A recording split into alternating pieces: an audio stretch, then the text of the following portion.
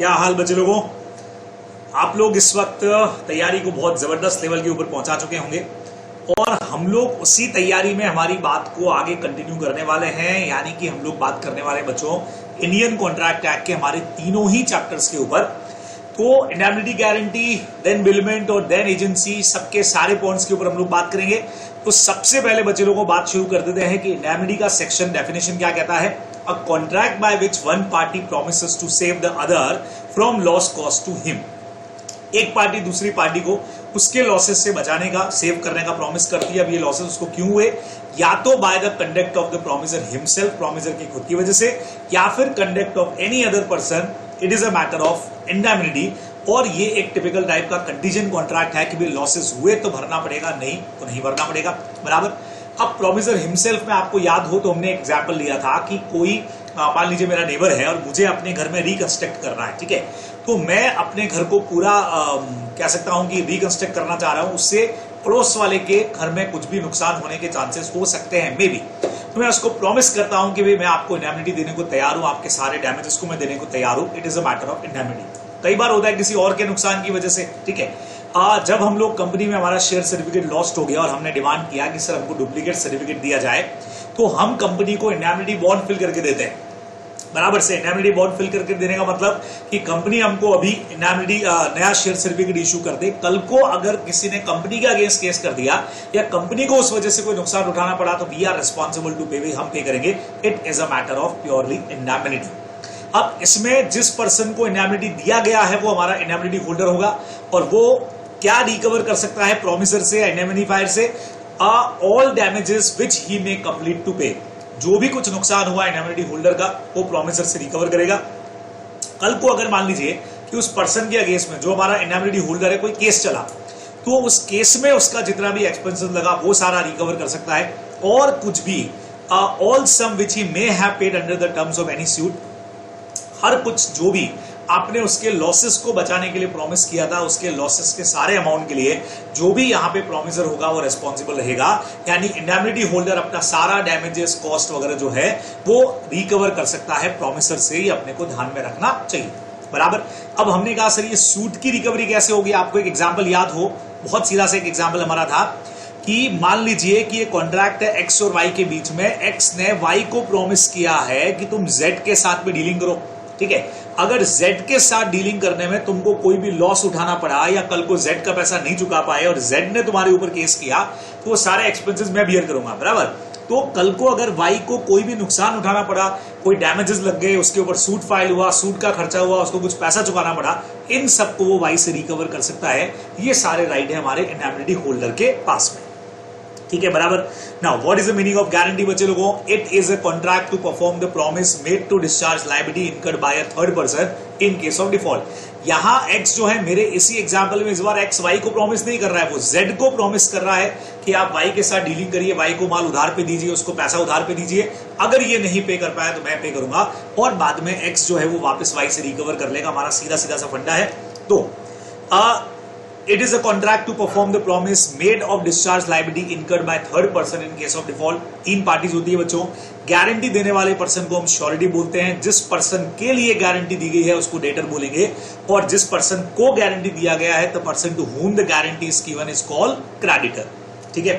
अब एक सवाल खड़ा होता है बहुत अच्छा सा कि क्या इस कॉन्ट्रैक्ट में श्योरिटी के लिए कोई कंसिडरेशन है क्या। तो हम कहते हैं यस, जो चीजें भी डेटर के लिए कंसिडरेशन है वही मानी जाएंगी श्योरिटी के लिए भी कंसिडरेशन। एनीथिंग डन और एनी प्रॉमिस मेड और benefit of the principal debtor may be sufficient consideration to the surety for giving guarantee. मान के चला जाएगा कि जो आप कंसिडरेशन डेटर को दे रहे हैं एक तरह से मान के चलो कि वो श्योरिटी को ही दे रहे हैं। ये लॉ प्रिजम्पशन मान करके चलता है। चलिए जी, अब ये जो हमारा श्योरिटी है इसकी लायबिलिटी कैसे बनेगी। The liability of surety is coextensive to the principal debtor. इसका मतलब ये हुआ कि जैसे जितना जितना जब तक डेटर रेस्पॉन्सिबल रहेगा तब तक हमारा श्योरिटी भी रेस्पॉन्सिबल रहने वाला है। मान लीजिए where a debtor can not be held liable on account of any defect in the document.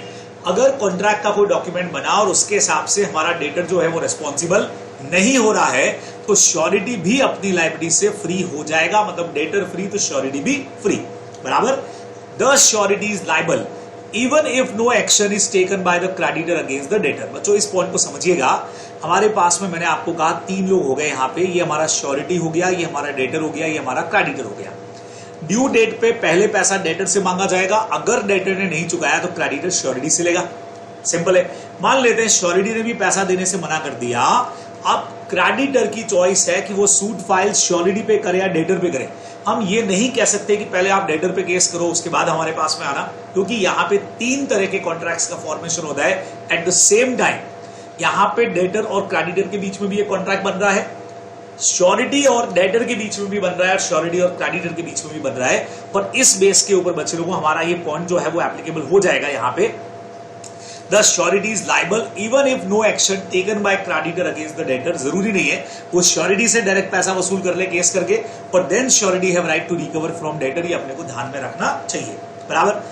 Then बच्चे लोगों कैपेसिटी टू कॉन्ट्रैक्ट, डेटर में may not be a person competent to contract. Study बैट पे बहुत जबरदस्त पॉइंट इसके ऊपर दे रखा है, बराबर।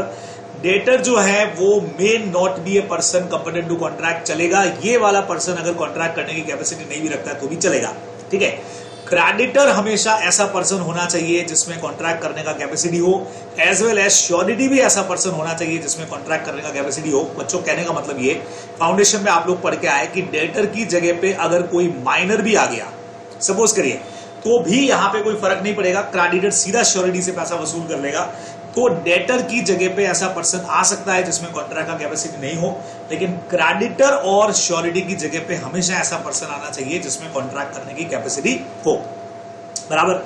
अब टाइप्स ऑफ गारंटी 2 तरह की होती है, एक स्पेसिफिक, एक कंटिन्यू गारंटी। समझिएगा, अगर किसी पर्टिकुलर ट्रांजेक्शन के लिए आप बैंक से लोन लेने के लिए 5 करोड़ का और उसके लिए अगर मैंने गारंटी दी है, this is called specific guarantee. A guarantee which extend to a single डेब्ट, वे 5 करोड़ के लिए मैंने गारंटी दी, या आप 1 लाख का माल खरीद रहे हो उसके लिए मैंने गारंटी दी, this is called specific transaction is called as specific guarantee, बराबर। और the surety's liability comes to an end when the guaranteed डेब्ट इज ड्यूली डिस्चार्ज और the promise is duly perform. तो मैंने आपके लिए गारंटी दी थी, जैसे ही आपने वो 5 करोड़ रुपया चुका दिया बैंक को, जिससे भी आपने लोन लिया, तो मेरा गारंटी ऑटोमेटिकली खत्म हो जाएगा। This is called specific guarantee. अब सवाल आया कि सर कंटिन्यू गारंटी क्या होती है? ऐसी कोई गारंटी जो 1 से ज्यादा ट्रांजेक्शंस तक चलेगी, a guarantee which extend to a series of transaction, बराबर। मान लीजिए कि मैंने किसी पर्सन को कहा कि अगले 1 साल तक आप इसको जो भी उधार दोगे उसके लिए मैं लायबल हूं, this is called continuing guarantee, जो 1 साल तक चलने वाली है। या मैंने किसी को कहा कि वो आपको 5 लाख रुपए तक जितने भी गुड्स उधार पे देगा उसके लिए मैं लायबल हूं।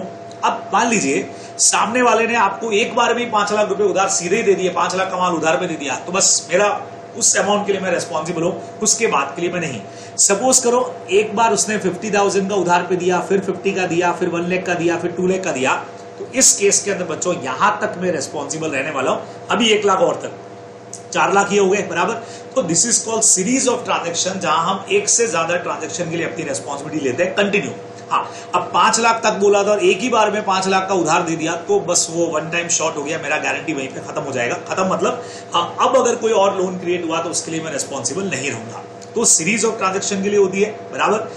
इसमें एक और एग्जांपल मैं आपको दे सकता हूं। सपोज करो कि आप कहीं पे जॉब में जा रहे हैं और मैंने आपकी उसके लिए गारंटी दी है कि भाई इस पर्सन को आप जॉब में रख लो, कुछ भी गड़बड़ किया, घोटाला हुआ तो मैं रेस्पॉन्सिबल रहूंगा। यहां पे भी मेरी गारंटी कंटिन्यू गारंटी रहेगी, जब तक आप जॉब में हो मेरी गारंटी चालू रहेगी। हालांकि इस मैटर के अंदर मैं अपनी गारंटी को फ्यूचर ट्रांजेक्शंस के लिए रिवोक कर सकता हूं, अपने को ध्यान में रखना है। A surety's liability continues until the revocation, है ना। इसकी खासियत यह है बच्चों, जब एक सीरीज ऑफ ट्रांजेक्शन के लिए आप गारंटी देते हो तो फ्यूचर के लिए आप रिवोकेशन कर सकते हो। जो हो गया सो उसके लिए तो गारंटी रिवोक नहीं हो सकती, वो तो आप लायबल हो ही हो। 1 टाइम गारंटी, स्पेसिफिक गारंटी में तो आपकी लायबिलिटी खत्म होगी नहीं जब तक लोन का पेमेंट नहीं हो जाता, बराबर। ये देखिए revocation of continue guarantee, it may at any time be revoke by the surety for the future transaction, बराबर। और इसके लिए आपको क्रेडिटर को नोटिस देना पड़ेगा। तो जैसा मेरा एग्जांपल था, मैंने बोला था कि भाई 5 लाख तक आप इसको जब भी उधार दोगे उसके लिए मैं लायबल हूं। सपोज करो बच्चों 50-50 हजार 2 बार उधार पे माल दिया गया, यहां मैं चाहूं तो गारंटी को रिवोक कर सकता हूं, लेकिन फ्यूचर के लिए जो 50,000 का माल आपको उधार दे दिया गया है वो अगर आपने नहीं चुकाया तो उसके लिए मैं रेस्पॉन्सिबल हूं, लेकिन फ्यूचर ट्रांजेक्शंस के लिए मैं अपनी गारंटी को रिवोक कर सकता हूं, बराबर। Sureties liabilities continue until the revocation of the guarantee, अभी अपन ने यही बात किया। अच्छा ये बात कर रहे थे, but it made any time be revoke, लेकिन फ्यूचर ट्रांजेक्शंस के लिए जो हो चुका है उसके लिए नहीं। अच्छा, डेथ ऑफ श्योरिटी का क्या चक्कर रहेगा बच्चों, अगर डेथ हो जाती है तो फ्यूचर ट्रांजेक्शन के लिए रिवोकेशन ही माना जाएगा। बराबर 5 लाख तक के लिए गारंटी दी थी, 1 लाख देने के बाद श्योरिटी की खुद की डेथ हो गई तो 1 लाख तक के लिए तो श्योरिटी का प्रॉपर्टी लायबल होगा। जो ट्रांजेक्शन ऑलरेडी उसके लाइफ टाइम में हो चुके हैं उसकी प्रॉपर्टी उसके लिए रेस्पॉन्सिबल रहेगी, लेकिन फ्यूचर ट्रांजेक्शंस के लिए आप उसकी तो डेथ हो गई है, उसकी प्रॉपर्टी रेस्पॉन्सिबल नहीं रहेगी। बच्चों अपने को ध्यान में रखना है। तो डेथ के साथ ही गारंटी जो है वो वहीं पर खत्म हो जाती है। जो ट्रांजेक्शन ऑलरेडी एस्टैब्लिश हो गए उसके लिए उस डिजीज पर्सन का प्रॉपर्टी रेस्पॉन्सिबल रहेगा, लेकिन फ्यूचर ट्रांजेक्शंस के लिए नहीं रहेगा। अपने को ध्यान में रखना है। बराबर।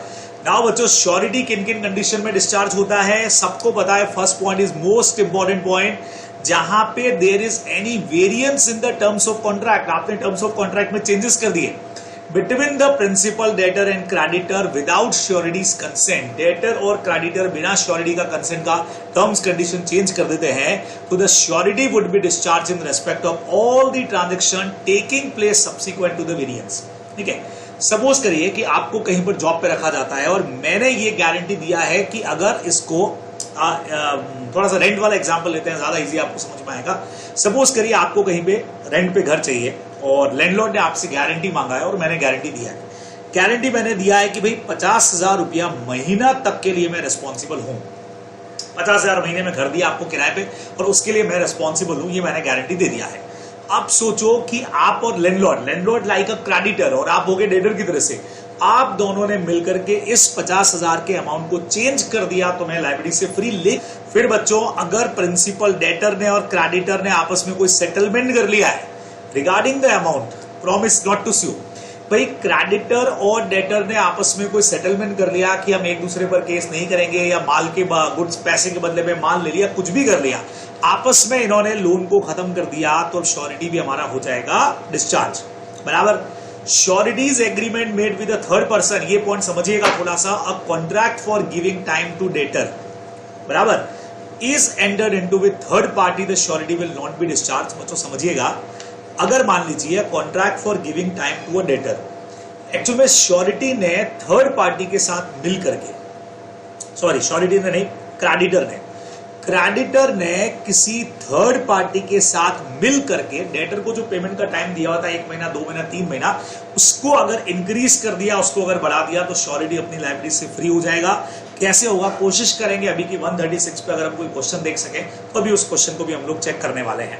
ठीक है, नेक्स्ट पॉइंट आता है बच्चे लोगों, mere forbearance on the part of creditor to sue the principal debtor does not discharge the surety.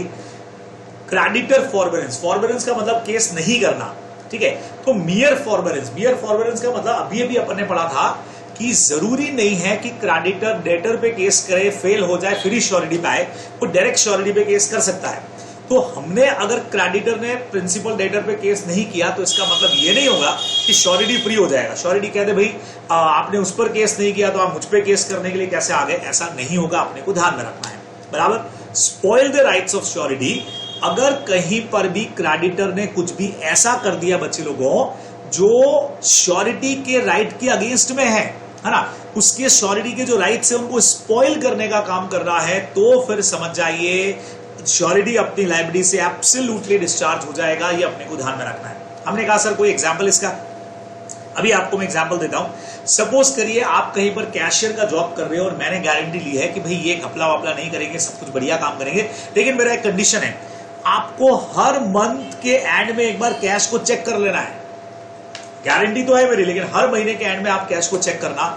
बच्चों उन्होंने कैश को हर महीने के एंड में चेक नहीं किया, साल के एंड में जाके चेक किया, तब पता लगा पूरे साल फ्रॉड है, आई एम नॉट रेस्पॉन्सिबल, क्योंकि आपने कुछ ऐसा किया जो मेरे राइट के अगेंस्ट में है ना, मेरे राइट स्पॉइल हो गए। सर कैसे हो गए, मुझे पता था कि शायद कुछ गड़बड़ हो सकती है। सोचो अगर आपने मेरी बात मानी होती, पहले 2 महीने में ही जब अगर आपने चेक कर लिया होता तो आपको वही फ्रॉड पता लग जाता, आप उसको साल भर काम ही नहीं करने देते और इन 2 महीनों के लिए मुझे रेस्पॉन्सिबल कर देते। बट ऑब्वियसली मैंने गारंटी लिया है, लेकिन आपने मेरी कंडीशन फॉलो नहीं की as a surety.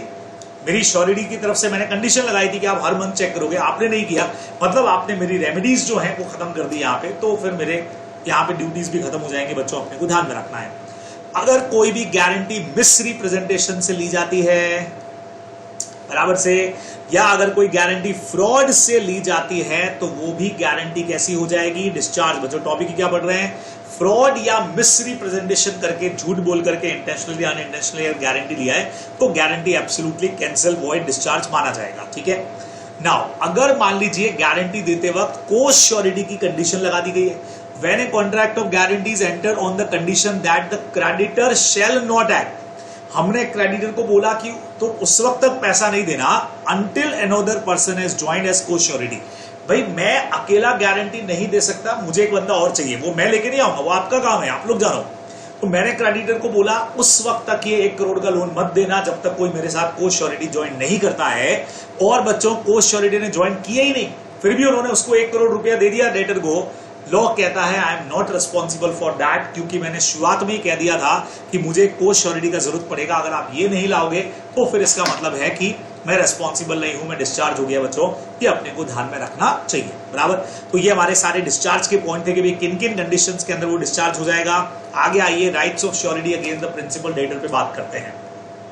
On payment of the guarantee amount, a surety gets all the rights of creditor against the principal debtor। बच्चों सुनना, सबरोगेशन का पॉइंट है right of surety against the debtor. अब suppose करो ये वाला जो एग्जांपल मैंने अभी आपको दिया, वापस आपको एग्जांपल देता हूं, ये हमारा श्योरिटी हो गया, ये हमारा डेटर हो गया, हमारा क्रेडिटर हो गया। ड्यू डेट पर मान लीजिए डेटर ने पैसा नहीं दिया, जैसे ही श्योरिटी ने क्रेडिटर को पैसा दिया, बच्चों समझ जाइए कि यहां से अब श्योरिटी का प्लेस चेंज हो गया। अब हमारा जो श्योरिटी है वो यहां पे आ जाएगा बच्चे लोगों, क्रेडिटर की प्लेस के ऊपर आ जाएगा वो। यानी अब एक बार पैसा चुकाने के बाद वो डेटर से बिल्कुल वैसे ही वसूल कर सकता है जैसे क्रेडिटर वसूल करता है, बराबर। तो on payment of guarantee amount surety के पास में वो सारे राइट आ जाएंगे जो क्रेडिटर के पास में थे डेटर के अगेंस्ट में, बराबर। और ये राइट भी आ जाएगा कि वो पैसा क्या करेगा, डेटर से रिकवर कर सकता है जो भी उसने राइटफुली पे किया। ये अपने को ध्यान में रखना चाहिए। क्लियर। डेटर के अगेंस्ट में राइट हो गए 140, 145। अब बच्चों श्योरिटी के क्रेडिटर के अगेंस्ट में क्या क्या राइट्स हैं जिसने लोन दिया है। Entitled to the benefit of securities. अब सुनना, सपोज करो ऐसा होता है कि मेरे इस एग्जाम्पल के अंदर बच्चों श्योरिटी, डेटर और क्रेडिटर। अब मान लेते हैं क्रेडिटर की तरफ से डेटर को 5 लाख का लोन दिया गया है, तो डेटर ने क्या किया कि बदले में एसेट्स भी मॉर्गेज करी है, साथ में एस का गारंटी भी लगा दिया है। दोनों चीजें डबल रेमेडी है। अब ड्यू डेट पर क्रेडिटर के पास पहला ऑप्शन है कि वो डेटर से वसूल कर ले, तो गारंटी खत्म हो जाएगी, एसेट वापस डेटर के पास आ जाएगी। दूसरा ऑप्शन, आप सीधा सीधा श्योरिटी से पैसा मांग लो, श्योरिटी चुका देगा और उसके बाद वो डी से रिकवर कर लेगा, है ना। तीसरा एक ऑप्शन और है, आप एसेट से पैसा रिकवर कर लो। डेटर क्रेडिटर के पास में क्या राइट है, एसेट तो मॉर्गेज किए ना हमने, वहां से ले लो। अगर कम पड़ जाता है तो फिर आप डेटर को या श्योरिटी को पकड़ लेना, और ज्यादा होता है तो रिफंड कर देना, सिंपल सी बात है। लेकिन एक खास बात बच्चों समझो, अगर ड्यू डेट पर न तो डी ने पेमेंट किया डेटर ने, न कोई उसके एसेट्स से पेमेंट करवाया गया, लेकिन एसेट्स पड़ी जरूर है, ठीक है। अगर ड्यू डेट पर ये पैसा श्योरिटी ने पे कर दिया तो वो जो एसेट पड़ी, अपने क्या पढ़ा था अभी भी ऊपर, कि जो भी हमारा श्योरिटी है वो क्रेडिटर के प्लेस पे आ जाएगा। तो क्रेडिटर के पास में इस एसेट के मॉर्गेज को जो राइट है वो श्योरिटी के पास आ जाएंगे तब तक जब तक कि उसका पैसा उसको नहीं लौटा दिया जाता। आइए चेक करते हैं, पॉइंट पढ़ते हैं यहां से। श्योरिटी का क्रेडिटर के अगेंस्ट में राइट है बच्चों, जैसा आपको मैंने कहा। अच्छा, ऊपर अपन पढ़ रहे थे सबरोगेशन वाला, against debtor on payment of guarantee amount surety gets all right, अपन ने पढ़ लिया। रिकवर होना था, सबरोगेशन तो अपन पढ़ चुके थे। हम बात कर रहे थे सिक्योरिटीज पर। ये देखिए, entitled to the benefit of all securities, वो सारी security which the creditor has against the debtor. Creditor के पास में डेटर के अगेंस्ट में जो भी राइट थे बच्चों, वो सारे के सारे श्योरिटी के पास में आ जाएंगे, अपने को ध्यान में रखना है। लेकिन ये जो एसेट दी गई थी मॉर्गेज पे, कब दी गई थी, eight the time of enter into contract. समझ गए बात को, बराबर से। चाहे श्योरिटी को उस सिक्योरिटी के बारे में पता हो चाहे नहीं पता हो, लेकिन एक बार पैसा अगर चुका दिया गया है तो वो जो एसेट मॉर्गेज करी थी डेटर ने क्रेडिटर के पास में, वो फिर श्योरिटी के पास आ जाएगी, अपने को ध्यान में रखना है। सीधा सीधा से पॉइंट है। नाउ, अगर क्रेडिटर लॉसेज और part with such security with the consent of the without the consent of, बिना आपने श्योरिटी को पूछे वो जो एसेट थी वो आपने डेटर को वापस कर दिया, कुछ भी उस एसेट के साथ कर दिया, तो श्योरिटी उस एसेट्स की वैल्यू के अमाउंट तक के लिए अपनी लायबिलिटी से फ्री हो जाएगा, है ना। आपने क्या कर दिया, एसेट तो डेटर को चुका दिया और अब श्योरिटी को बोला पैसा निकालो, जितने का एसेट था उतने के लिए श्योरिटी लायबिलिटी से फ्री हो जाएगा। कई बार जीरो हो जाएगा तो हो जाएगा, अपने को ध्यान में रखना है। ठीक है। Now if security on asset made after contract of suretyship, contract होने के बाद में, जैसे कॉन्ट्रैक्ट मान लीजिए कि 7 तारीख को बनाए, अब 7 तारीख को कॉन्ट्रैक्ट बन गया, तीनों पार्टीज ने साइन वाइन कर दी, उसके बाद आप 12-15 तारीख को एक और सिक्योरिटी अगर मॉर्गेज करते हो तो उस पर श्योरिटी का कोई राइट नहीं रहेगा। श्योरिटी का राइट उसी एसेट के ऊपर होता है जो eight the time of mortgage जो है वो मॉर्गेज पे, eight the time of loan जो मॉर्गेज पे रखी गई है, अपने को ध्यान में रखना चाहिए। बराबर से समझ में आया बच्चे लोगों? आखिरी पॉइंट पे अपन लोग पहुंच गए, इंडेमिनिटी हमारा खत्म होने जा रहा है। कंट्रीब्यूशन एज बिटवीन को sureties, section 146-147। Co-sureties are jointly or severally responsible for a payment of guarantee. समझिएगा, co-sureties are jointly or severally responsible for payment of guarantee amount in the absence of any contract to the contrary are liable to pay equal share, है ना। जैसे co-sureties है, कोई sureties मान लीजिए 3 है ABC, तो तीनों की लायबिलिटी जैसे अपने इंडियन कॉन्ट्रैक्ट में पढ़ा था, ज्वाइंटली भी रहेगी, अलग अलग भी रहेगी, और रेशियो क्या रहेगा कुछ डिसाइड किया है तो ठीक है, नहीं तो तीनों का इक्वल रहने वाला है। ठीक है। सेकंड नंबर है बच्चों, मान लीजिए कल को ऐसा होता है कि ये लोग कोई सेपरेट कॉन्ट्रैक्ट कर लेते हैं। सर सेपरेट कॉन्ट्रैक्ट कैसे कर लिया? सुनो, स्टार्टिंग में डिसाइड किया था 1:1:1 में ये रिस्पॉन्सिबल रहेंगे, और मेन कॉन्ट्रैक्ट बन गया, डेटर के साइन भी आ गए, क्रेडिटर के भी आ गए, और तीनों के भी आ गए। इन फ्यूचर लोन अभी पेमेंट हुआ नहीं है, ये तीनों ये रेशियो मिल करके 2:3:1 करना चाह रहे हैं, 3:1 करना चाह रहे हैं, तो लॉ कहता है अभी भी पुराना वाला ही वैलिड रहेगा। या तो पूरा नया कॉन्ट्रैक्ट बनाओ, रिन्यूअल करो, रिनोवेशन करो कॉन्ट्रैक्ट का, अपने पढ़ा है नोवेशन करो, नहीं तो जो पुराना वाला है वही वैलिड रहेगा। म्यूचुअल एग्रीमेंट बिटवीन को श्योरिटी, जो मेन कॉन्ट्रैक्ट के इनकंसिस्टेंसी में अगर हो तो main contract is not affected by the existence of second contract, main contract he follow होगा, इस सेकंड का उस पर कोई असर पड़ने वाला नहीं है। बच्चों अगला पॉइंट भी आप लोग जानते हो, अगर किसी एक क्रेडिटर को release by the creditor of one of them, अगर क्रेडिटर ने किसी एक श्योरिटी को रिलीज कर दिया तो आप सब जानते हो बाकी के दोनों पूरा अमाउंट चुकाएंगे और बाद में इससे रिकवर कर लेंगे। इंडियन कॉन्ट्रैक्ट में आप लोग पढ़ के आए हो, सेम पॉइंट है। ठीक है।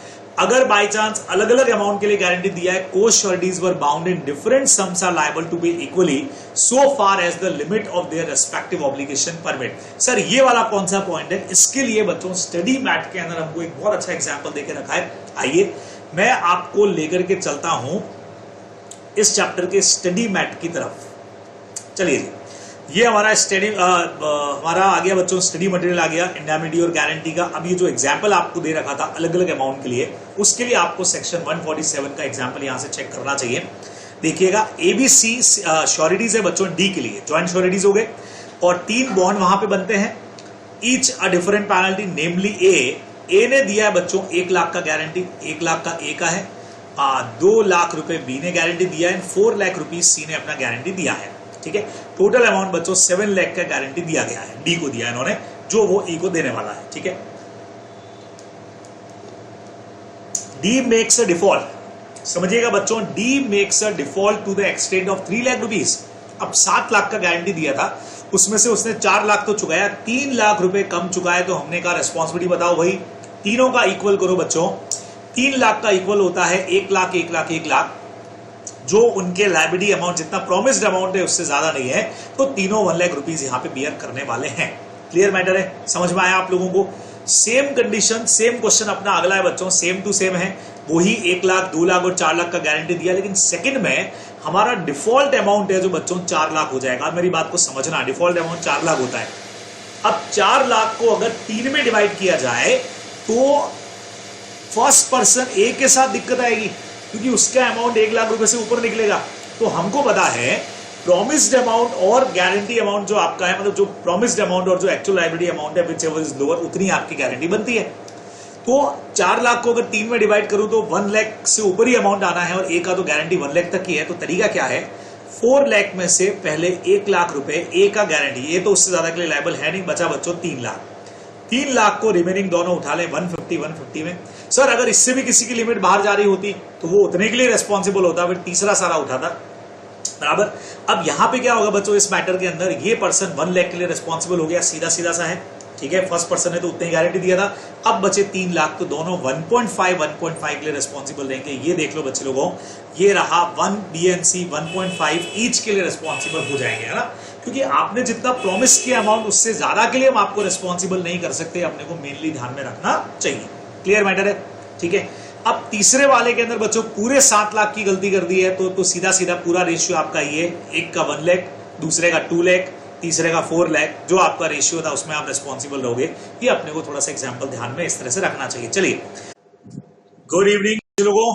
तो इस वक्त में आप लोग जरूर से इंडियन कॉन्ट्रैक्ट का इंडेमनिटी गारंटी वाला जो चैप्टर है वो रिवाइज पूरा का पूरा कर चुके होंगे, और मैं अब आप लोगों को रिवाइज करवाने वाला हूं फटाफट से हमारा एक और चैप्टर बेलमेंट का, और कोशिश करेंगे कि इस चैप्टर के साथ में भी हम स्टडी मटेरियल के क्वेश्चन पे डिस्कस कर लें। बच्चों, बेलमेंट एक ऐसा एक्ट हो गया जहां पे गुड्स डिलीवर होते हैं एक पर्सन से दूसरे पर्सन को, और वो भी किसी स्पेसिफिक पर्पस के लिए अंडर अ कॉन्ट्रैक्ट, जहां पे पर्पस पूरा होते ही गुड्स या तो रिटर्न हो जाएंगे, या जो बेलर हमारा है जिसने गुड्स दिए हैं उसके डायरेक्शन से गुड्स का डिस्पोजल हो जाएगा। वो जैसा बोले वहां पे गुड्स दे दिए जाएंगे, बराबर। ट्रांसफर करने वाला बेलर हो गया, जिसको ट्रांसफर किया उसको हम लोग बेली बोलते हैं। तो ये पार्ट तो सबको अच्छे से आता है।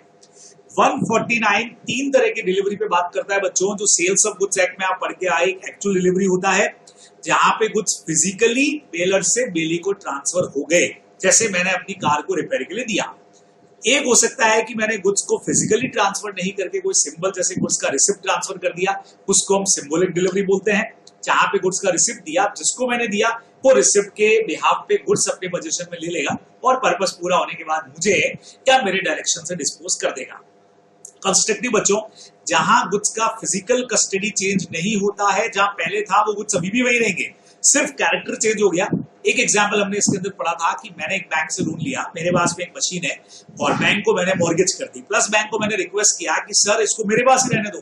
तो बेलमेंट का कॉन्ट्रैक्ट तो बना, क्योंकि प्लेज बेलमेंट का टाइप है, तो मैंने बैंक को प्लेज किया, हिसाब से वो बैंक के पास रहनी चाहिए। लेकिन मैंने इससे रिक्वेस्ट किया कि सर ये मशीन मेरे पास ही रहने दो, मैं यूज में लूंगा, अगर लोन का पेमेंट नहीं लेता हूं तो आप इसको पोजीशन में ले लेना। This is called constructive delivery, बराबर से।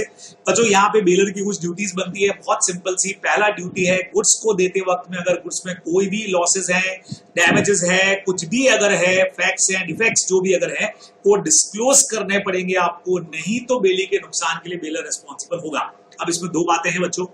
अगर हमारा बेलमेंट जो है वो ग्रेचुटस है, ग्रेचुटस का मतलब हो गया बच्चे लोगों फ्री ऑफ कॉस्ट, और नॉन ग्रेचुटस का मतलब हो गया नॉट फ्री, बराबर। अगर फ्री ऑफ कॉस्ट है तो दो बातें हो जाएंगी। अगर बेलर अवेयर है और उसने नहीं बताया तो बेलर हमेशा रिस्पॉन्सिबल रहेगा। बेलर को बेचारे को खुद को ही नहीं पता था और बेलमेंट भी फ्री ऑफ कॉस्ट का है, तो बेलर बेली के लॉसेस के लिए रिस्पॉन्सिबल नहीं होगा, बराबर। लेकिन अगर बच्चे लोगों का बेलमेंट ऐसा है जहां पे आप पैसा ले रहे हो, पैसा चार्ज कर रहे हो, जहां पे बेलमेंट ग्रेचुटस जा रहा है, सॉरी नॉन ग्रेचुटस जा रहा है, नॉट फ्री जा रहा है, पैसा चार्ज कर रहे हो, उस केस में बेलर जो है इज रिस्पॉन्सिबल फॉर डिफेक्ट, चाहे उसको पता था चाहे नहीं पता था, बराबर। एक गाड़ी मैंने आपको दी है, किराए पर दी है, अगर उस गाड़ी के ब्रेक फेल हैं, अब मुझे चाहे पहले से पता था चाहे नहीं पता था, पर आपके लॉसेस के लिए मैं रिस्पॉन्सिबल रहूंगा, क्योंकि ये मैटर नॉन ग्रेचुटस का था, नॉट फ्री का था, ठीक है।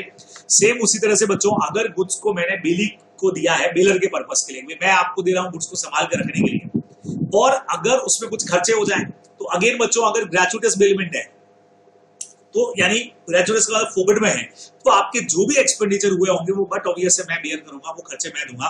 लेकिन अगर ये चीज नॉन ग्रेचुटस है तो जो ऑर्डिनरी एक्सपेंसेस हुए होंगे गुड्स को लुक आफ्टर करने में, वो तो आप ही बियर करोगे क्योंकि आप पैसा ले रहे हो। लेकिन एक्स्ट्रा ऑर्डिनरी एक्सपेंसेस जो है, आपको याद हो तो मैंने हॉर्स का एग्जाम्पल दिया था कि भाई हॉर्स का जो खाना पीना है वो एक ऑर्डिनरी एक्सपेंसेस है, लेकिन उसका मेडिकल एक्स्ट्रा ऑर्डिनरी हो गया, तो एक्स्ट्रा ऑर्डिनरी के लिए बट ऑब्वियस है बेली बेलर से वसूल करेगा, अदरवाइज बेली खुद ही खर्च करेगा, क्योंकि आप उसके लिए ऑलरेडी पैसा चार्ज कर रहे थे, ठीक है। नाउ बच्चों, कभी भी बेलर के पास में राइट है कि वो किसी भी ग्रेचुटस कॉन्ट्रैक्ट को जो फ्री ऑफ कॉस्ट भी भले क्यों ना है, वो कभी भी टर्मिनेट कर सकता है, कैंसिल कर सकता है, लेकिन बेली को जो भी नुकसान होगा उसको वो डैमेजेस और कॉम्पनसेशन पे करेगा, क्योंकि एक तरह का कॉन्ट्रैक्ट ही है। प्लस बेलर की एक और ड्यूटी आती है, The baler should reimburse loss in returning the goods। बच्चों समझना, यानी यहाँ पे सीधा सीधा सा है कि बेली बेचारा गुड्स को रिटर्न करने को तैयार है।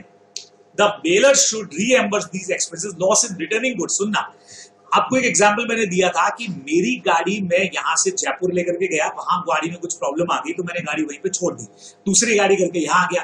अब वहां का जो मैकेनिक है वो गाड़ी को रिपेयर करके यहां मुझे ला करके देता है, फिर वापस यहां से बस में बैठ के बेचारा जाता है। तो मेरे गुड्स को रिटर्न करने में बेली का जो भी खर्चा हुआ वो बेलर रिस्पॉन्सिबल होगा। बच्चों अपने को ध्यान में रखना है। और बेली जब भी टाइम पे गुड्स को आपको वापस रिटर्न करे तो बेलर की ड्यूटी बनेगी कि गुड्स को एक्सेप्ट करे। अगर सर्विस वाले ने बोला सर 5 बजे आके गाड़ी ले जाना, मैं उस दिन गया ही नहीं, अगले दिन गया और इस बीच में रात को अगर गाड़ी को नुकसान पहुंचा तो बेलर ही रिस्पॉन्सिबल रहेगा, आप बेली को रिस्पॉन्सिबल नहीं कर पाओगे क्योंकि गलती बेलर का है। टाइमली गुड्स को एक्सेप्ट करना चाहिए था पर्पस के बाद में, अपने को ध्यान रखना है। अब बच्चों जैसे बेलर का ड्यूटीज है वैसे ही बेली की भी कुछ ड्यूटीज है। सबसे पहला ड्यूटी आप सबको पता है, गुड्स को प्रॉपर केयर करना पड़ेगा। बोलो बोलो बोलो, जैसे एक ऑर्डिनरी मैन अपने गुड्स की केयर करता है वैसे आप भी करो। Second number, baler can terminate the contract अगर बेली ने कुछ भी ऐसा किया जो बेलमेंट की कंडीशन के अगेंस्ट में था। बेलमेंट की हमने कुछ कंडीशंस रखी थी और उस मतलब किस तरह से बेलमेंट आप गुड्स को अपने पास रखोगे, पर अगर उन कंडीशंस को उसने वॉलेट कर दिया तो बेलर कभी भी कॉन्ट्रैक्ट को टर्मिनेट कर सकता है। इसी का सपोर्ट करेगा बच्चों अगला पॉइंट 154 वाला, bailor can compensation for loss cause by unauthorise use. वही हुआ, अनऑथोराइज यूज अगर है तो मैं लॉसेस भी लूंगा और कॉन्ट्रैक्ट भी टर्मिनेट करूंगा। एक हॉर्स आपको मैंने दिया, हॉर्स मैंने आपको दिया था खुद के रेस के लिए और आपने उसको कार्ट में यूज करना शुरू कर दिया, तो ऐसे केस के अंदर मैं 153 में कॉन्ट्रैक्ट तो टर्मिनेट करूंगा ही क्योंकि आपने इनकंसिस्टेंसी दिखाई। प्लस उसके अलावा जो भी लॉसेस डैमेजेस इस बीच में घोड़े को चोट लग गया, कुछ भी हुआ या आपने उससे कमाया भी है तो वो एज कॉम्पनसेशन में आपसे रिकवर कर सकता हूं, अपने को ध्यान में रखना है।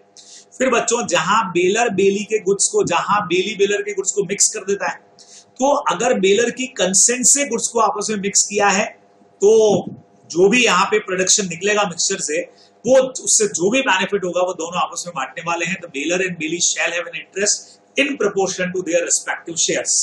बहुत सिंपल सी बात है, अगर गुड्स को मिक्स कर दिया गया है और बेलर की कंसेंट से किया बच्चों, तो ऐसे में सपोज करिए कि इसको एकदम सिंपल एग्जांपल ले लेता हूं, मेरे पास भी व्हीट फ्लोर पड़ा है, आपके पास भी पड़ा है।